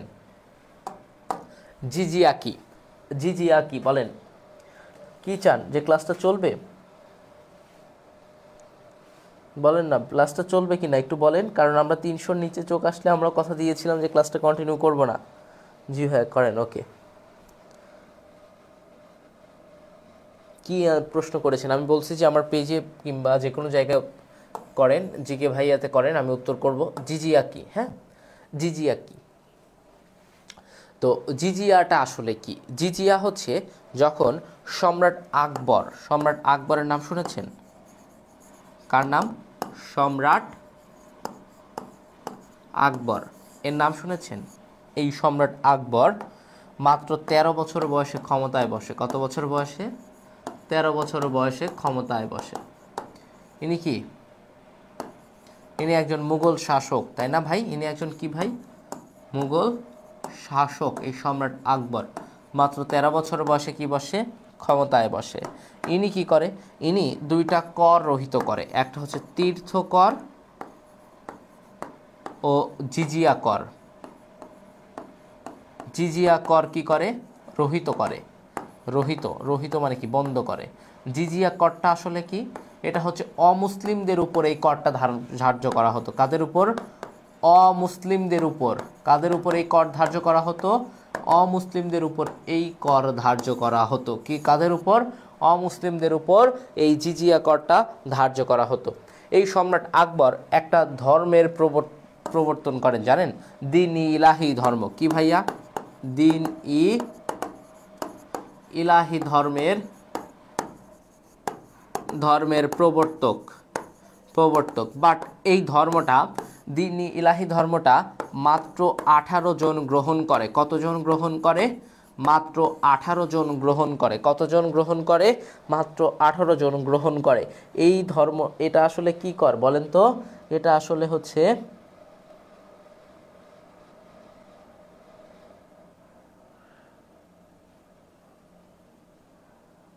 এটা আসলে হচ্ছে, এটা কি কর ছিল? এটা হচ্ছে মাথাপিছু নিরাপত্তা কর ছিল।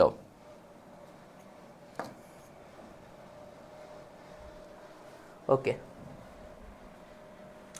পরবর্তী প্রশ্ন, প্রথম মসজিদ কোথায় নির্মিত হয় বলেন? প্রথম মসজিদ কোথায় নির্মিত হয়? প্রথম মসজিদ কোথায় নির্মিত হয় একটু বলেন তো আপনারা। প্রথম মসজিদ কোথায় নির্মিত হয় বলেন? প্রথম মসজিদ কোথায় নির্মিত হয় বলেন? সবাই একটু বলেন, এবং একটা করে রিয়্যাক্ট দিবেন। সবাই ক্লাসে একটা করে রিয়্যাক্ট দিবেন সবাই।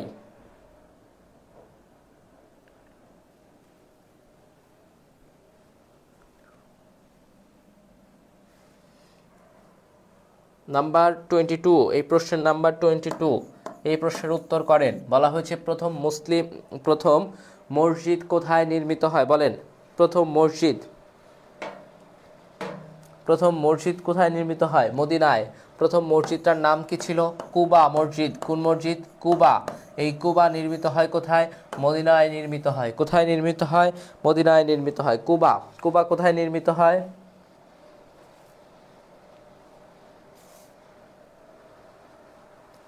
কোথায় নির্মিত হয়? সবাই একটু বলেন, কোথায় নির্মিত হয়? কুবা নির্মিত হয় কোথায়? ক্লাসে কে কে রিয়েক্ট দিয়েছেন একটু বলেন তো, কে কে রিয়েক্ট দিয়েছেন? রিয়েক্ট কি কেউ দিয়েছেন নাকি দেন নাই বলেন?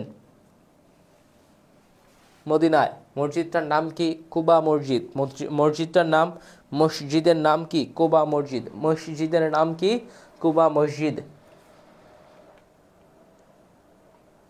ওকে, পরবর্তী প্রশ্নে আসেন। পরবর্তী প্রশ্নটা বলা হয়েছে স্বাধীন বাংলাদেশকে স্বীকৃতি দানকারী প্রথম রাষ্ট্র কোনটা? স্বাধীন বাংলাদেশকে স্বাধীন বাংলাদেশকে প্রথম স্বীকৃতি দেয় হচ্ছে 1971 সালের 6 ডিসেম্বর। কোন দেশ দেয় বলেন তো? কোন দেশ স্বীকৃতি দেয় প্রথম? 6 ডিসেম্বর 1971 সালের 6 ডিসেম্বর কোন দেশ স্বীকৃতি দেয়? প্রথম স্বীকৃতি দেয় ভুটান। কোন দেশ স্বীকৃতি দেয় প্রথম? ভুটান হচ্ছে স্বাধীন বাংলাদেশকে প্রথম স্বীকৃতি দেয়। কবে দেয়? 1971 সালের 6 ডিসেম্বর। কবে দেয়? 1971 সালের 6 ডিসেম্বর। সবাই একটু বলেন।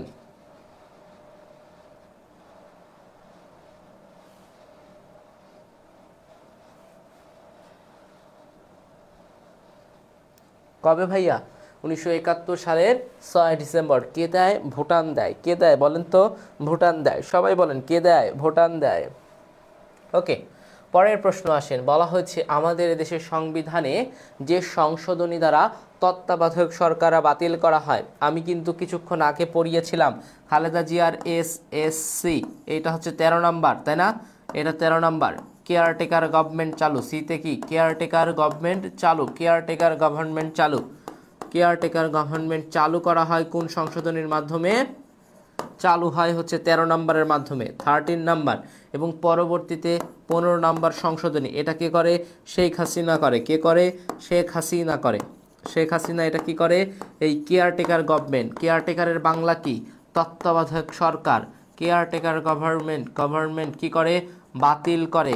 বাতিল করে কোন সংশোধনীর মাধ্যমে? 15 নাম্বার। এখানে কি বলা হয়েছে?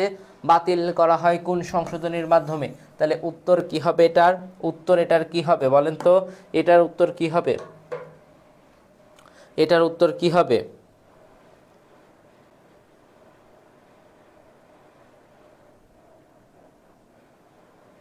এটার উত্তর কি হবে বলেন তো? বাতিল। ত্রয়োদশে বাতিল না ভাই, ত্রয়োদশে কিন্তু বাতিল না, পঞ্চদশে বাতিল হয়। আর ত্রয়োদশে কি? ত্রয়োদশে হচ্ছে চালু হয়। ত্রয়োদশে কি হয়? চালু হয়। আর 12 নম্বরে কি হয়? 12 নম্বরে কি হয় মনে আছে? সংসদীয় সরকার ব্যবস্থা চালু করে। সংসদীয় সরকার ব্যবস্থা চালু করে কোন সংশোধনীর মাধ্যমে? সংসদীয় সরকার ব্যবস্থা চালু করা হয় দ্বাদশ। ত্রয়োদশে কি?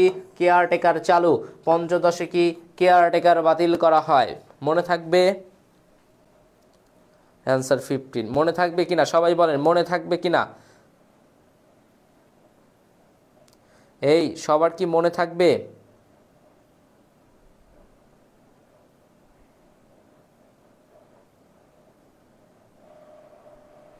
কে কে ক্লাসটাতে এখনো রিয়্যাক্ট দেন নাই? কয়েকটা রিয়্যাক্ট করেছে মাত্র। এত মানুষ ক্লাস করে ক্লাসে একটা রিয়্যাক্ট দিতে পারতেছেন না আপনারা? এর চেয়ে কষ্ট আর কি আছে? আমরা যারা অনলাইনে দাঁড়িয়ে ক্লাস নিই, আমাদের কাছে এটা অনেক বেশি কষ্টের ভাই। এটা আমাদের কাছে অনেক কষ্টের।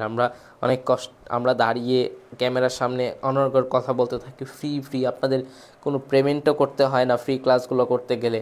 তো সামান্য একটু রিয়্যাক্ট, শেয়ার, কমেন্ট এগুলো আমাদের চাই, কারণ আমরা তো ক্যামেরার সামনে কথা বলি। আমাদের মনে হয় যে কেউ যদি আমাদেরকে সামনে থেকে কথা বলতো, তবে আমরা পড়িয়ে মনে হয় একটু মজা পেতাম। 25 নম্বর প্রশ্ন, হরপ্পা এবং মহেঞ্জোদারো কোন সভ্যতার অন্তর্গত? হরপ্পা এবং মহেঞ্জোদারো এটা কোন সভ্যতা? অপশন আছে রোমান সভ্যতা, গ্রিক সভ্যতা, সিন্ধু সভ্যতা, চৌনিক সভ্যতা। ওকে, আমরা আলোচনা করব সিন্ধু সভ্যতা নিয়ে। কোন সভ্যতা নিয়ে? সিন্ধু সভ্যতা। সভ্যতা কিন্তু এই বছর অনেক ইম্পর্টেন্ট, আবারও বলছি, কারণ বিসিএসসি এবং বিশ্ববিদ্যালয় সব জায়গায় সভ্যতা থেকে প্রশ্ন থাকে। এই সিন্ধু সভ্যতা একটু মনোযোগ দিয়ে শোনেন। আমাদের উপমহাদেশের প্রথম সভ্যতা, আমাদের উপমহাদেশের প্রথম সভ্যতা। কেমন সভ্যতা? প্রথম সভ্যতা। যদি আপনার হাতে থাকে অপশন, আপনি সেকেন্ড টাইমের সিদ্ধান্ত নিতে পারেন আমাদের লেজেন্ড কেয়ারের সাথে। আবারও বলতেছি, যদি হাতে অপশন থাকে, যদি অপশন থাকে অবশ্যই আমাদের সাথে সেকেন্ড টাইমের সিদ্ধান্ত নিতে পারেন। অনেক ভালো করে আমরা আপনাকে গুছিয়ে আপনাকে পাবলিক বিশ্ববিদ্যালয়ে চান্স পাওয়াবো, এতটুকু কথা দিচ্ছি। আপনারা জিকে ভাইয়া কিংবা নাগিব মাহফুজ কাব্য কিংবা লিজেন্ড কেয়ার যে কোনো পেজে কমেন্ট করে আপনারা ভর্তি হতে পারেন অনেক বড় একটা ডিসকাউন্টে। হ্যাঁ, এই সভ্যতাটা আমাদের উপমহাদেশের প্রথম সভ্যতা। এই সভ্যতা কত সালের সভ্যতা? 1922 সালের সভ্যতা। কত সালের সভ্যতা? 1922 সালের সভ্যতা। এই সভ্যতায় 2টা নগর রাষ্ট্র ছিল। কয়টা নগর রাষ্ট্র ছিল ভাই আপুরা? 2টা নগর রাষ্ট্র ছিল। একটা হচ্ছে হরপ্পা আর একটা হচ্ছে মহেঞ্জোদারো। এই যে হরপ্পা আর একটা হচ্ছে মহেঞ্জোদারো। আচ্ছা, এই যে 2টা নগর রাষ্ট্র ছিল, এই সভ্যতায়, এই সিন্ধু সভ্যতায়, কি সভ্যতা? সিন্ধু সভ্যতার একটা অন্যতম কীর্তি কি জানেন? বাটখারার প্রচলন। কিসের খাড়া? বাটখারার প্রচলন। কারা বাটখারার প্রচলন করে বলেন তো পরীক্ষা যদি আসে? বাটখারার প্রচলন করে কারা? এই সিন্ধু সভ্যতা। আমাদের উপমহাদেশের প্রথম সভ্যতা সিন্ধু সভ্যতা। আমি যদি বলি আমাদের উপমহাদেশের দ্বিতীয় সভ্যতা কোনটা? আমাদের উপমহাদেশের দ্বিতীয় সভ্যতা কোনটা? মহাদেশের দ্বিতীয় সভ্যতা কোনটা বলেন তো? আমাদের উপমহাদেশের দ্বিতীয় সভ্যতা কোনটা? আর্য সভ্যতা। কি সভ্যতা? আর্য সভ্যতা আমাদের উপমহাদেশের দ্বিতীয় সভ্যতা। কি সভ্যতা? আর্য সভ্যতা দ্বিতীয় সভ্যতা। তাহলে হরপ্পা এবং মহেঞ্জোদারো এটা কোন সভ্যতার? হরপ্পা এবং মহেঞ্জোদারো হচ্ছে সিন্ধু সভ্যতার। কোন সভ্যতার কীর্তি? নগর রাষ্ট্র সিন্ধু সভ্যতার। উত্তর কি হবে? উত্তর হবে সি নাম্বার।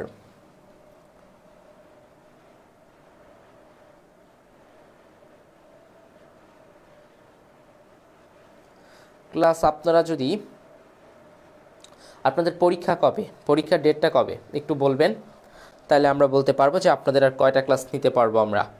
আপনাদের পরীক্ষার ডেটটা কবে একটু যদি বলতে পারেন, আপনারা যদি একটু বলতেন যে আপনাদের পরীক্ষার ডেটটা কবে, তাহলে আমরা ক্লাস নিতাম।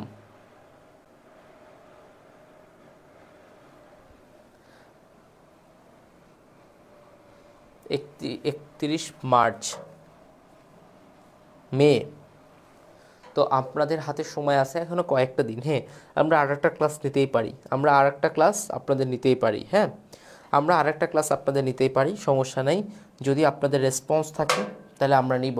এবং আবারও বলতেছি, যারা সেকেন্ড টাইম প্রস্তুতি নেবেন চাচ্ছেন যে বিশ্ববিদ্যালয়ে আর একবার ট্রাই করে দেখি, তারা আমাদের লিজেন্ড কেয়ারের সাথে প্রস্তুতি নিতে পারেন। আমি আবারও বলতেছি, লিজেন্ড কেয়ারের পেজ অথবা আপনারা আমাদের ব্যক্তিগতভাবেও ইনবক্স করতে পারেন, যে কোনো জায়গায় মেসেজ দিতে পারেন যে ভাইয়া আমরা আপনাদের সাথে সেকেন্ড টাইম প্রস্তুতি নিতে চাই। কথা দিচ্ছি জীবনের সবটুকু দিয়ে দিব আপনাদের এই সেকেন্ড টাইম প্রস্তুতির জন্য, আমরা চেষ্টা করব। ওকে, হ্যাঁ, গতকালকে তো আপনাদের বাংলা ক্লাস হয়েছে, এখন ইংরেজি ক্লাসটা দরকার, তাই তো? হবে ইনশাল্লাহ। কি হবে? হবে। পরবর্তী প্রশ্ন, আকবরনামার রচয়িতার নাম কি? আকবরনামা, শোনেন, কয়েকটা লিখিত ইতিহাস আপনাদেরকে মুখস্থ করাই, পরীক্ষায় যদি আসে আপনারা পারবেন। হ্যাঁ, কয়েকটা লিখিত ইতিহাস, আকবরনামা। হ্যাঁ, কয়েকটা লিখিত ইতিহাস পড়াই। ধরেন আমি কাব্য, আমি বিভিন্ন জেলায় পড়ি, ক্লাস নিতে যাই, রংপুর, ফরিদপুর, রংপুর বিভাগে যাই, ফরিদপুরে যাই, ঝিনাইদহে যাই, মানে অনেক জায়গায় ক্লাস নিতে যাই। তো আমার পাশে একটা ছেলে বসেছিল, একটু ইয়ো ইয়ো টাইপের। ইয়ো ইয়ো বুঝেন? বড় কানের উপর দিয়ে হেডফোন, আমি বাসে যাচ্ছি, আমার পাশে একটা ছেলে বসেছিল ইয়ো ইয়ো টাইপের, এই যে এরকম গান করতেছে, হ্যালো মাম্মা টি টি টি, মানে কানে হেডফোন লাগায়া। তো ছেলেটা তাহলে কেমন ভাই? রক টাইপের। কেমন? রক টাইপের। তো আমি নাম জিজ্ঞেস করলাম, ভাই তোমার নাম কি? হেডফোন লাগানোর আগে বলতেছে অর্ক। কি নাম? অর্ক। এরপরে হেডফোন লাগায় ফেলছে, আমার কথা আর শোনে নাই। পরে সুপারভাইজার আসছে বাসের, যে এই মামা কই যাবেন? কি বলতেছে? ওই মামা কই যাবেন? ও তো কোনো কিছুই না, ও জাস্ট খালি এরকম করছে, আ আ করে গান গাচ্ছে। কি করতেছে? আ করে গান গাচ্ছে। যখন সুপারভাইজার যখন রেগে গেছে, তখন ও হেডফোনটা খুলে বলতেছে, মামা তো আমি কিছু বললা? তো দেখো ভাইয়া পুরা, এই যে রক, র, রতে কি লেখা যায়? রাজতরঙ্গিনী। কি লেখা যায়? রাজতরঙ্গিনী। এই রাজতরঙ্গিনী একটা লিখিত ইতিহাস। এটার লেখক হচ্ছে যে র এর পরে কি? কলহন। অপশন দেখলে আপনারা এমনি লিখতে পারবেন এটা। এরপরে সরেও অর্থশাস্ত্র, অর্থশাস্ত্র লেখককে? অর পরে কি? অর্কর ক, কৌটিল্য। কি ভাইয়া? কৌটিল্য অর্থশাস্ত্রের লেখক। ওই মামা, ওইতে হচ্ছে ঐতরেয় অরণ্যক।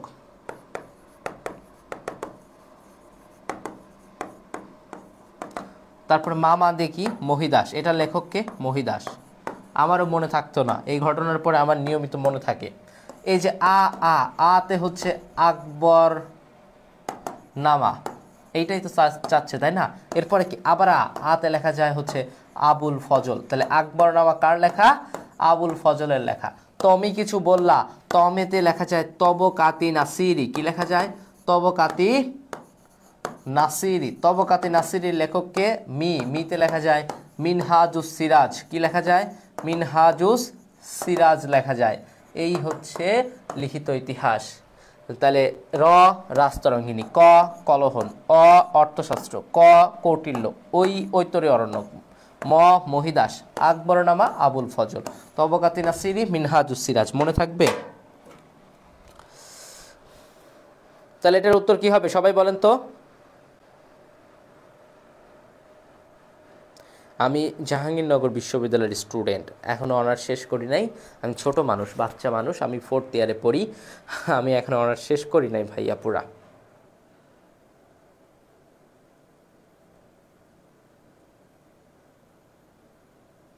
ক্লিয়ার?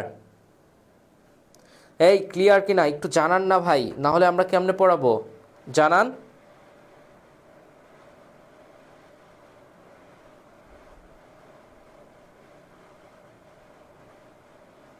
এটার উত্তর যে গ হবে কেন হইলো, এই যে বাকিগুলো যে শেখাইলাম, আরে ভাই এভাবে রেসপন্স করলে পড়াবো না। আমি আবারও বলতেছি, এভাবে রেসপন্স করলে আপনাদেরকে পড়াবো না, ক্লাস থেকে লিভ নিয়ে চলে যাব।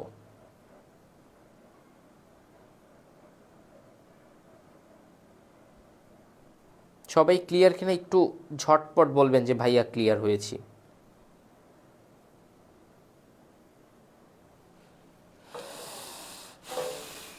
ওকে, পরবর্তী প্রশ্ন আসেন।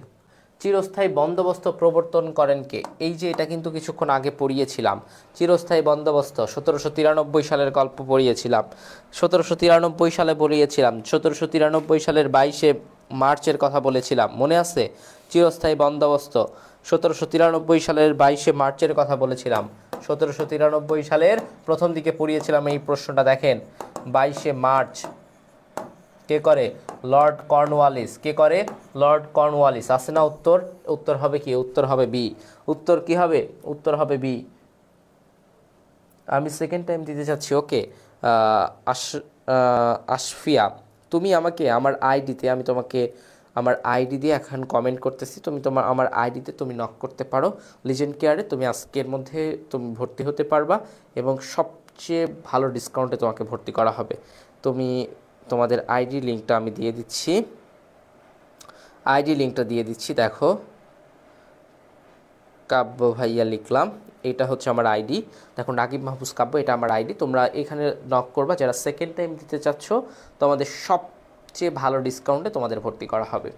আজকের ক্লাস যারা করতেছো একটা স্ক্রিনশট দিয়ে রাখবা, তোমরা তোমরা ভর্তি হতে পারবা, তোমরা ভর্তি হতে পারবা। আমি আমার আইডি লিঙ্ক থেকে, আমার আইডি থেকে একটা কমেন্ট করেছি, দেখো নাকিব মাহফুজ কাব্য, এটা আমার আইডি। যারা সেকেন্ড টাইম দিতে চাচ্ছ তোমরা নক করলে সর্বোচ্চ ডিসকাউন্টে লিজেন্ড কেয়ারে ভর্তি হতে পারবা। ওকে, পরবর্তী প্রশ্ন আসো যে ভাষা আন্দোলনটা সংগঠিত হয় কখন? ভাষা আন্দোলনটা সংগঠিত হয় 1952 সালে। এটা খুবই চমৎকার এবং ছোট প্রশ্ন। এটা ছোট প্রশ্ন বলতে বোঝায় যে ছোটবেলায় যে প্রশ্নগুলো পড়েছি সেই প্রশ্ন না, মানে খুব সহজ প্রশ্নকে আমরা বললাম ছোট প্রশ্ন। হ্যাঁ, খুব সহজ প্রশ্নকে আমরা বলেছি ছোট প্রশ্ন। ওকে, পরবর্তী প্রশ্ন দেখো, বলা হয়েছে যে 6 দফা দাবি পেশ করা হয় কত সালে? 1966 সালে 6 দফা দাবিটা পেশ করা হয়। কত সালে? এটাও একটা ছোট প্রশ্ন। পরবর্তী প্রশ্নে আসো, গুরুত্বপূর্ণ প্রশ্ন আছে যে মুসলমানদের প্রথম কিবলা, কিবলা কোথায় ছিল? মুসলমানদের প্রথম কিবলা ছিল জেরুজালেমে। কোথায় ছিল? জেরুজালেমে ছিল। কোথায় ছিল? জেরুজালেমে ছিল। কোথায় ছিল? জেরুজালেমে ছিল মুসলমানদের প্রথম কিবলা। প্রথম কিবলা কোথায় ছিল? জেরুজালেমে ছিল। ওকে, পরবর্তী প্রশ্ন আসো। দেখো বলা হয়েছে বাংলাদেশের উপর দিয়ে নিচের কোন রেখাটি অতিক্রম করেছে? এই প্রশ্নটা আসো একটু ব্যাখ্যা করি। হ্যাঁ, এই প্রশ্নটা আসো একটু ব্যাখ্যা করি। দেখো বাংলাদেশের উপর দিয়ে নিম্নের কোন রেখাটি অতিক্রম করেছে? একটু মজা একটু ভালোভাবে শিখি। বাংলাদেশ, আমরা সবাই একটু খাতায় বাংলাদেশটা আঁকানোর চেষ্টা করি। এটা কি দেশ? এটা আমাদের বাংলাদেশ। এই যে বাংলাদেশ, এই বাংলাদেশের উপর দিয়ে এই বরাবর একটা রেখা গিয়েছে। এখানে সীমান্তবর্তী একটা জেলা, নাম তার চুয়াডাঙ্গা জেলা। নাম শুনেছেন? চুয়াডাঙ্গা জেলা। এখানে সীমান্তবর্তী আর একটা জেলা, নাম তার কুমিল্লা জেলা। এই দুইটা জেলাকে সেট করেছে, চুয়াডাঙ্গা এবং কুমিল্লা, এই দুইটা জেলাকে সেট করেছে, চুয়াডাঙ্গা এবং কুমিল্লাকে সেট করেছে। আবার এই বরাবর একটা রেখা গিয়েছে। আমরা ছোটবেলায় কি ব্যবহার করতাম? চাঁদা, জ্যামিতি বক্সের চাঁদা ব্যবহার করতাম না? চাঁদা ব্যবহার করতাম, পেন্সিল কম্পাস ব্যবহার করতাম, মনে আছে আপনাদের? এই যে এখানে একটা থাকতো আর এখানে পেন্সিল লাগানো লাগতো, এখানে এরকম পেন্সিল কম্পাস চাঁদা। তো আমরা চাঁদা ধরতাম না? চাঁদা ধরে এভাবে টান দিতাম না? আর দিয়ে এভাবে টান দিয়ে কী লিখতাম? 90 ডিগ্রি। এটা হচ্ছে 90 ডিগ্রি লিখতাম। এটা হচ্ছে 90 ডিগ্রি দ্রাঘিমা রেখা। কি রেখা? দ্রাঘিমা রেখা, 90 ডিগ্রি দ্রাঘিমা রেখা। আর এই যে যেটা গেছে এটা হচ্ছে 23.5 ডিগ্রি কর্কট কান্তি রেখা। কি রেখা? কর্কট কান্তি রেখা বা ট্রপিক অফ ক্যান্সার বলা হয় এটাকে। হ্যাঁ, তো এটা কোন জেলাকে, কোন কোন জেলাকে সেট করেছে? এটা এখানে হচ্ছে বরগুনা জেলাকে সেট করেছে। আর এখানে কোন জেলাকে? এখানে হচ্ছে শেরপুর জেলাকে সেট করেছে, সীমান্তবর্তী। এই দুইটা রেখা মিলিত হয়েছে কোথায়? ফরিদপুরের ভাঙাতে। কোথায় ভাইয়া? ফরিদপুরের ভাঙাতে। ফরিদপুরের ভাঙাতে মিলিত হয়েছে। দেখো বাংলাদেশের উপর দিয়ে নিচের কোন রেখাটি অতিক্রম করেছে? এখানে কি এই 90 ডিগ্রি দ্রাঘিমা রেখার কথা আছে? না, কর্কট ক্রান্তি রেখার কথা আছে বা ট্রপিক অফ ক্যান্সারের কথা আছে, তাই না? ট্রপিক অফ ক্যান্সারের কথা আছে। তাহলে এটা কি হবে? কর্কট ক্রান্তি রেখা হবে। উত্তর এখানে কি হবে? কর্কট ক্রান্তি রেখা হবে। কি হবে? কর্কট ক্রান্তি রেখা হবে। ট্রপিক অফ ক্যান্সার বা কর্কট ক্রান্তি রেখা। তাহলে কর্কট ক্রান্তি রেখা সীমান্তবর্তী চুয়াডাঙ্গা এবং কুমিল্লা জেলাকে ছেদ করেছে। সীমান্তবর্তী চুয়াডাঙ্গা এবং কুমিল্লা জেলাকে। বুঝতে পারছেন আমার কথা? চুয়াডাঙ্গা এবং কুমিল্লা জেলাকে ছেদ করেছে। আবারও বলতেছি, আপনারা যারা স্বপ্ন দেখতেছেন যে আমি সেকেন্ড টাইমে, এটা আপনার অনেকের এটা ফার্স্ট টাইম হতে পারে, যারা সেকেন্ড টাইমের স্বপ্ন দেখতেছেন, বিশ্বাস করেন ভাই, আজকের ক্লাস যারা স্ক্রিনশট দিয়ে আমাদের পেজ অথবা আমাদের মেসেজ করবেন লিজেন্ড কেয়ারে, আপনাদের সর্বোচ্চ ডিসকাউন্ট দেওয়া হবে, কথা দিচ্ছি। আজকের ক্লাসের যারা স্ক্রিনশট রাখবেন, যারা করবেন, তাদের সর্বোচ্চ ডিসকাউন্ট দিয়ে ভর্তি করানো হবে। ওকে, ভারতে মোগল বংশের প্রতিষ্ঠাতাকে? মোগল বংশের প্রতিষ্ঠাতা, আমরা পানিপথের 3টা যুদ্ধ দেখেছিলাম। কিসের যুদ্ধ? পানিপথের, মনে আছে? পানিপথের 3টা যুদ্ধ দেখেছিলাম, আমরা একটু আগে পড়েছিলাম পানিপথের 3টা যুদ্ধ। প্রথম যুদ্ধটা কিন্তু হয় হচ্ছে ইব্রাহিম লোদি এবং বাবরের মধ্যে, মনে আছে আপনাদের? খুব চমৎকার করে দেখিয়েছিলাম। ইব্রাহিম লোদি আর বাবরের মধ্যে যুদ্ধটা হয় এবং এই যুদ্ধে কে জেতে? বাবর জেতে, ইব্রাহিম লোদি হেরে যায়, তাই না? সালতানাত, দিল্লি সালতানাতের কি হয়? দিল্লি সালতানাতের পতন হয়। ইব্রাহিম লোদির হেরে যাওয়ার মাধ্যমে কি হয়? দিল্লি সালতানাতের পতন হয়। দিল্লি সালতানাতের পতন হয়। আর এই বাবর জিতে যাওয়ার মাধ্যমে মুঘল সাম্রাজ্য প্রতিষ্ঠিত হয়। তাহলে মুঘলদের প্রতিষ্ঠাতাকে, মুঘল সাম্রাজ্যের প্রতিষ্ঠাতাকে? সম্রাট বাবর। মুঘল সাম্রাজ্যের প্রতিষ্ঠাতাকে বলেন তো? সম্রাট বাবর। সবাই ক্লিয়ার কিনা? হ্যাঁ, 1526 সালে প্রথম পানিপথের যুদ্ধ। বাহ, আপনারা তো চমৎকার মনে রাখতে পারেন, আপনাদের তো খুব ভালো অবস্থা দেখতেছি পড়াশোনার। আপনারা, আমি আবারও বলতেছি, আপনারা একটা কাজ করবেন, সেটা হচ্ছে আপনারা কেউ ফ্রেন্ড রিকোয়েস্ট দিলে কনফার্ম করাটা একটু কঠিন আমার জন্য। আপনারা যারা ভর্তি হবেন তারা মেসেজ দিবেন। হ্যাঁ, আপনারা তারা ভর্তি হবেন তারা মেসেজ দিবেন, যারা সেকেন্ড টাইম দেওয়ার সিদ্ধান্ত নিয়েছেন, যারা ভর্তি হবেন। আর একটা রিয়েক্ট দিয়ে দিয়েছে আইডি থেকে, এই আইডিতে মেসেজ দিবেন, ইনশাল্লাহ খুব সামান্য হারে আপনাকে ভর্তি করে নেওয়া হবে। ওকে, 29তম জাতিসংঘ জলবায়ু পরিবর্তন সম্মেলন COP29 কবে অনুষ্ঠিত হয়? সাম্প্রতিক একটা প্রশ্ন। COP29, COP29, COP COP C, conference of parties, conference of parties, এইটা কবে অনুষ্ঠিত হয়? কেউ বলতে পারবেন আপনারা? COP29 এটা কোথায় হয়? আজারবাইজানের রাজধানী বাকুতে। কোথায়? আজারবাইজান, আজারবাইজান বাকুতে। আজারবাইজান বাকুতে এই সম্মেলনটা হয়। সম্মেলনটা হয় 11 থেকে এখানে 12ই নভেম্বর আছে, এখানে 11 থেকে 12ই নভেম্বর 2024 সালে আজারবাইজানের বাকুতে এইটা হয়।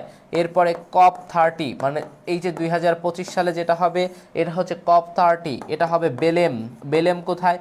বেলেম ভাইয়া ব্রাজিলে, ব্রাজিলের বেলেম শহরে হবে এই COP30টা। এবং এই COP সম্মেলন সর্বপ্রথম হয়, মানে COP1 হয় কত সালে?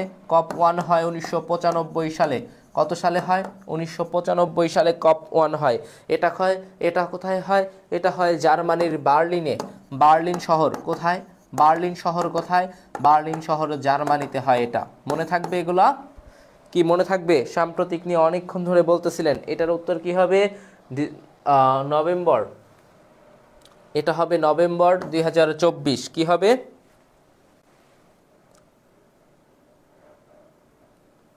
ওকে, ক্লিয়ার কিনা? একটু জাস্ট একটু ঝটপট জানাবেন। আপনারা যারা আপনারা যারা জাতীয় বিশ্ববিদ্যালয়ে পরীক্ষা দিবেন তাদের জন্য এটা খুবই ইম্পর্টেন্ট একটা ক্লাস। ওকে, জাতিসংঘের সাধারণ পরিষদের 79তম অধিবেশনের সভাপতি কে ছিলেন? এই যে জাতিসংঘের 79তম অধিবেশন, এখানে আমাদের ডক্টর মোহাম্মদ ইউনূস কিন্তু বক্তব্য রাখে। এটা হচ্ছে 10 সেপ্টেম্বর 2024 সালের 10 সেপ্টেম্বর এটা শুরু হয় এবং এটার সভাপতিত্ব করে ফিলেমন ইয়াং। ফিলেমন ইয়াং হচ্ছে এটার সভাপতিত্ব করে। ওকে, পরবর্তী প্রশ্নে আসেন।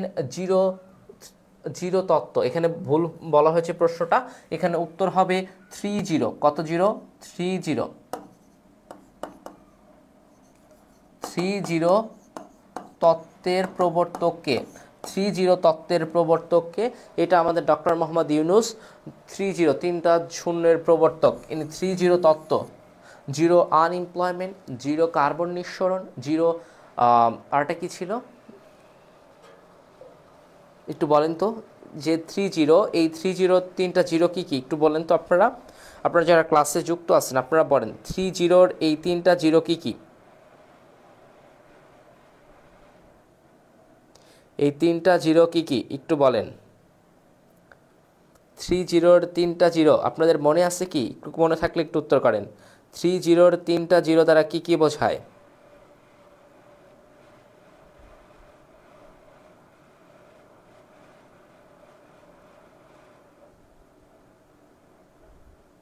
ও ইয়েস, জিরো পভার্টি। ওকে, আসেন পরবর্তী প্রশ্ন আসেন, দেখি আমাদের জন্য কি আছে।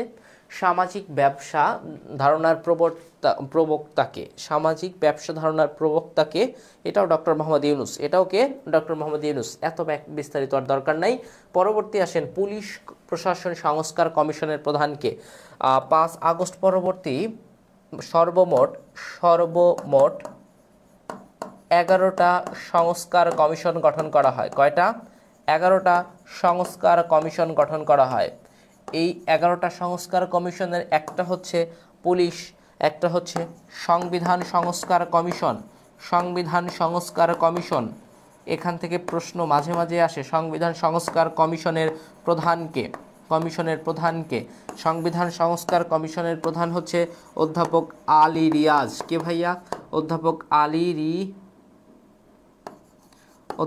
আলী রিয়াজ হচ্ছে সংবিধান সংস্কার কমিশনের প্রধান।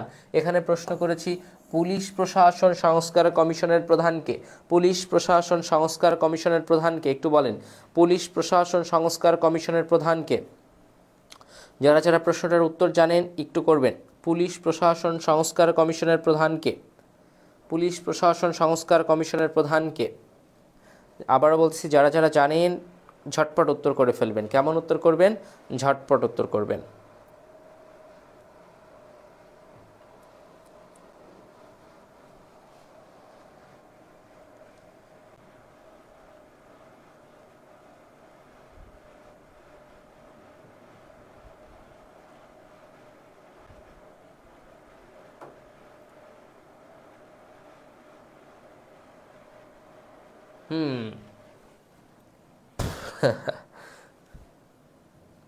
উত্তর করেন সবাই, এ বলতেছেন তাই না? আচ্ছা, উত্তর করতে থাকেন, আমাদের প্রায় শেষের দিকে চলে আসছি, তো আপনাদের উত্তরগুলো একটু নেওয়ার চেষ্টা করি। হ্যাঁ, সবাই এ বলতেছেন, আমি দেখতে চাই যে আর কয়জন কি উত্তর দেন।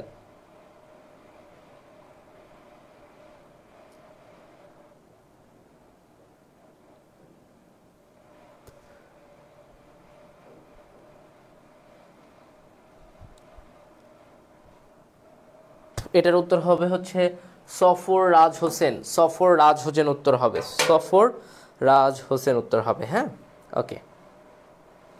তো দেখি আমাদের পরে কি আছে। পরে আছে হচ্ছে,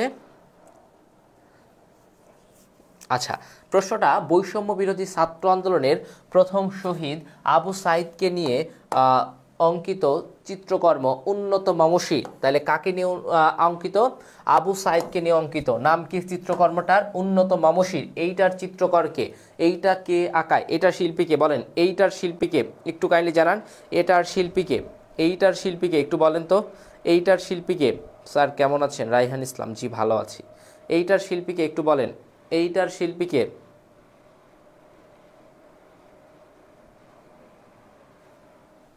এইটার শিল্পীকে বলেন। বৈষম্য বিরোধী ছাত্র আন্দোলনের প্রথম শহীদ আবু সাইদকে নিয়ে অঙ্কিত। এই প্রশ্নটার নাম্বার হচ্ছে 37, 37 নাম্বার প্রশ্ন। এই প্রশ্নটার উত্তর কি হবে? ওকে, দেখেন আপনারা দেখেন, হ্যাঁ শহীদ কবির, সঠিক জানি না, সঠিক উত্তর হবে হচ্ছে শহীদ কবির। উত্তর কি হবে? শহীদ কবির। ওকে ওকে, পরবর্তী দেখেন আপনাদের জন্য সবাইকে অনেক অনেক ধন্যবাদ, সেটা আমার পক্ষ থেকে, লিজেন্ড কেয়ারের পক্ষ থেকে অনেক ধন্যবাদ, যারা এতক্ষণ দীর্ঘ সময় আমাদের সাথে প্রায় 1 ঘন্টা 40 মিনিট 1 ঘন্টা 40 মিনিট যারা আমাদের সাথে প্রায় 200+ স্টুডেন্ট এখনও যুক্ত আছেন, যারা স্বপ্ন দেখতেছেন আপনি পাবলিকিয়ান হবেন, আপনি পাবলিক বিশ্ববিদ্যালয়ে পড়বেন কিংবা আপনি জাতীয় বিশ্ববিদ্যালয়ে পড়বেন, আপনি উচ্চতর ডিগ্রি অর্জন করবেন, তারা এই ক্লাসে একদম প্রথম থেকে শেষ পর্যন্ত ছিল। তাদের জন্য অবশ্যই ধন্যবাদ ছাড়া আর কিছু দেওয়ার নেই আমার। তো সবার জন্য অনেক দোয়া রইল, আপনারা অনেক ভালো করবেন। আপনারা যারা এতক্ষণ পর্যন্ত মনোযোগ সহকারে আমাদের সাথে যুক্ত ছিলেন,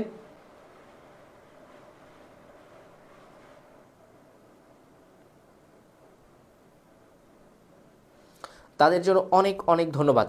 সবাই ভালো থাকবেন, সুস্থ থাকবেন। যত প্রশ্ন আছে আপনারা আমার জেকে ভাইয়া পেজ অথবা লিজেন্ড কেয়ার পেজ অথবা নাগিব মাহফুজ কাব্য যে কোনো জায়গায় আপনারা কমেন্ট, আপনারা মেসেজ দিলে আপনাদের সব প্রশ্নের উত্তর দেওয়া হবে। সবার জন্য দোয়া রইল। সবাই খুবই চমৎকার একটা পরীক্ষা দিবেন। ভাইয়া আপনাকে অনেক ধন্যবাদ এত সুন্দর একটা ক্লাস নেওয়ার জন্য। আপনার ক্লাস প্রথম করলাম, খুব ভালো লেগেছে। ওকে, অঙ্কন মজুমদার থেকে শুরু করে যাদের ভালো লেগেছে ভাই আরেকটা ক্লাস নিন, অবশ্যই নিব ভাই। সেকেন্ড টাইম দিব, সেকেন্ড টাইম দিলে দেখেন আপনার ইতে একটা লাভ রিয়েক্ট দিয়েছি, আপনি মেসেজ দিলে আপনি উত্তর পাবেন। শামীম আহমেদ কাব্য ভাই, কেমনে কি ভাই, দোয়া করবেন ভাই। আসসালামু আলাইকুম, থ্যাংক ইউ ভাই, ক্লাসটা অনেক ভালো লাগছে, অনেক ধন্যবাদ। আপনাদের সবাইকে অনেক ধন্যবাদ, আপনারা সবাই ছিলেন। আপনাদের জন্য মন থেকে দোয়া করি, সবাই ভালো করেন। হ্যাঁ, আসসালামু আলাইকুম।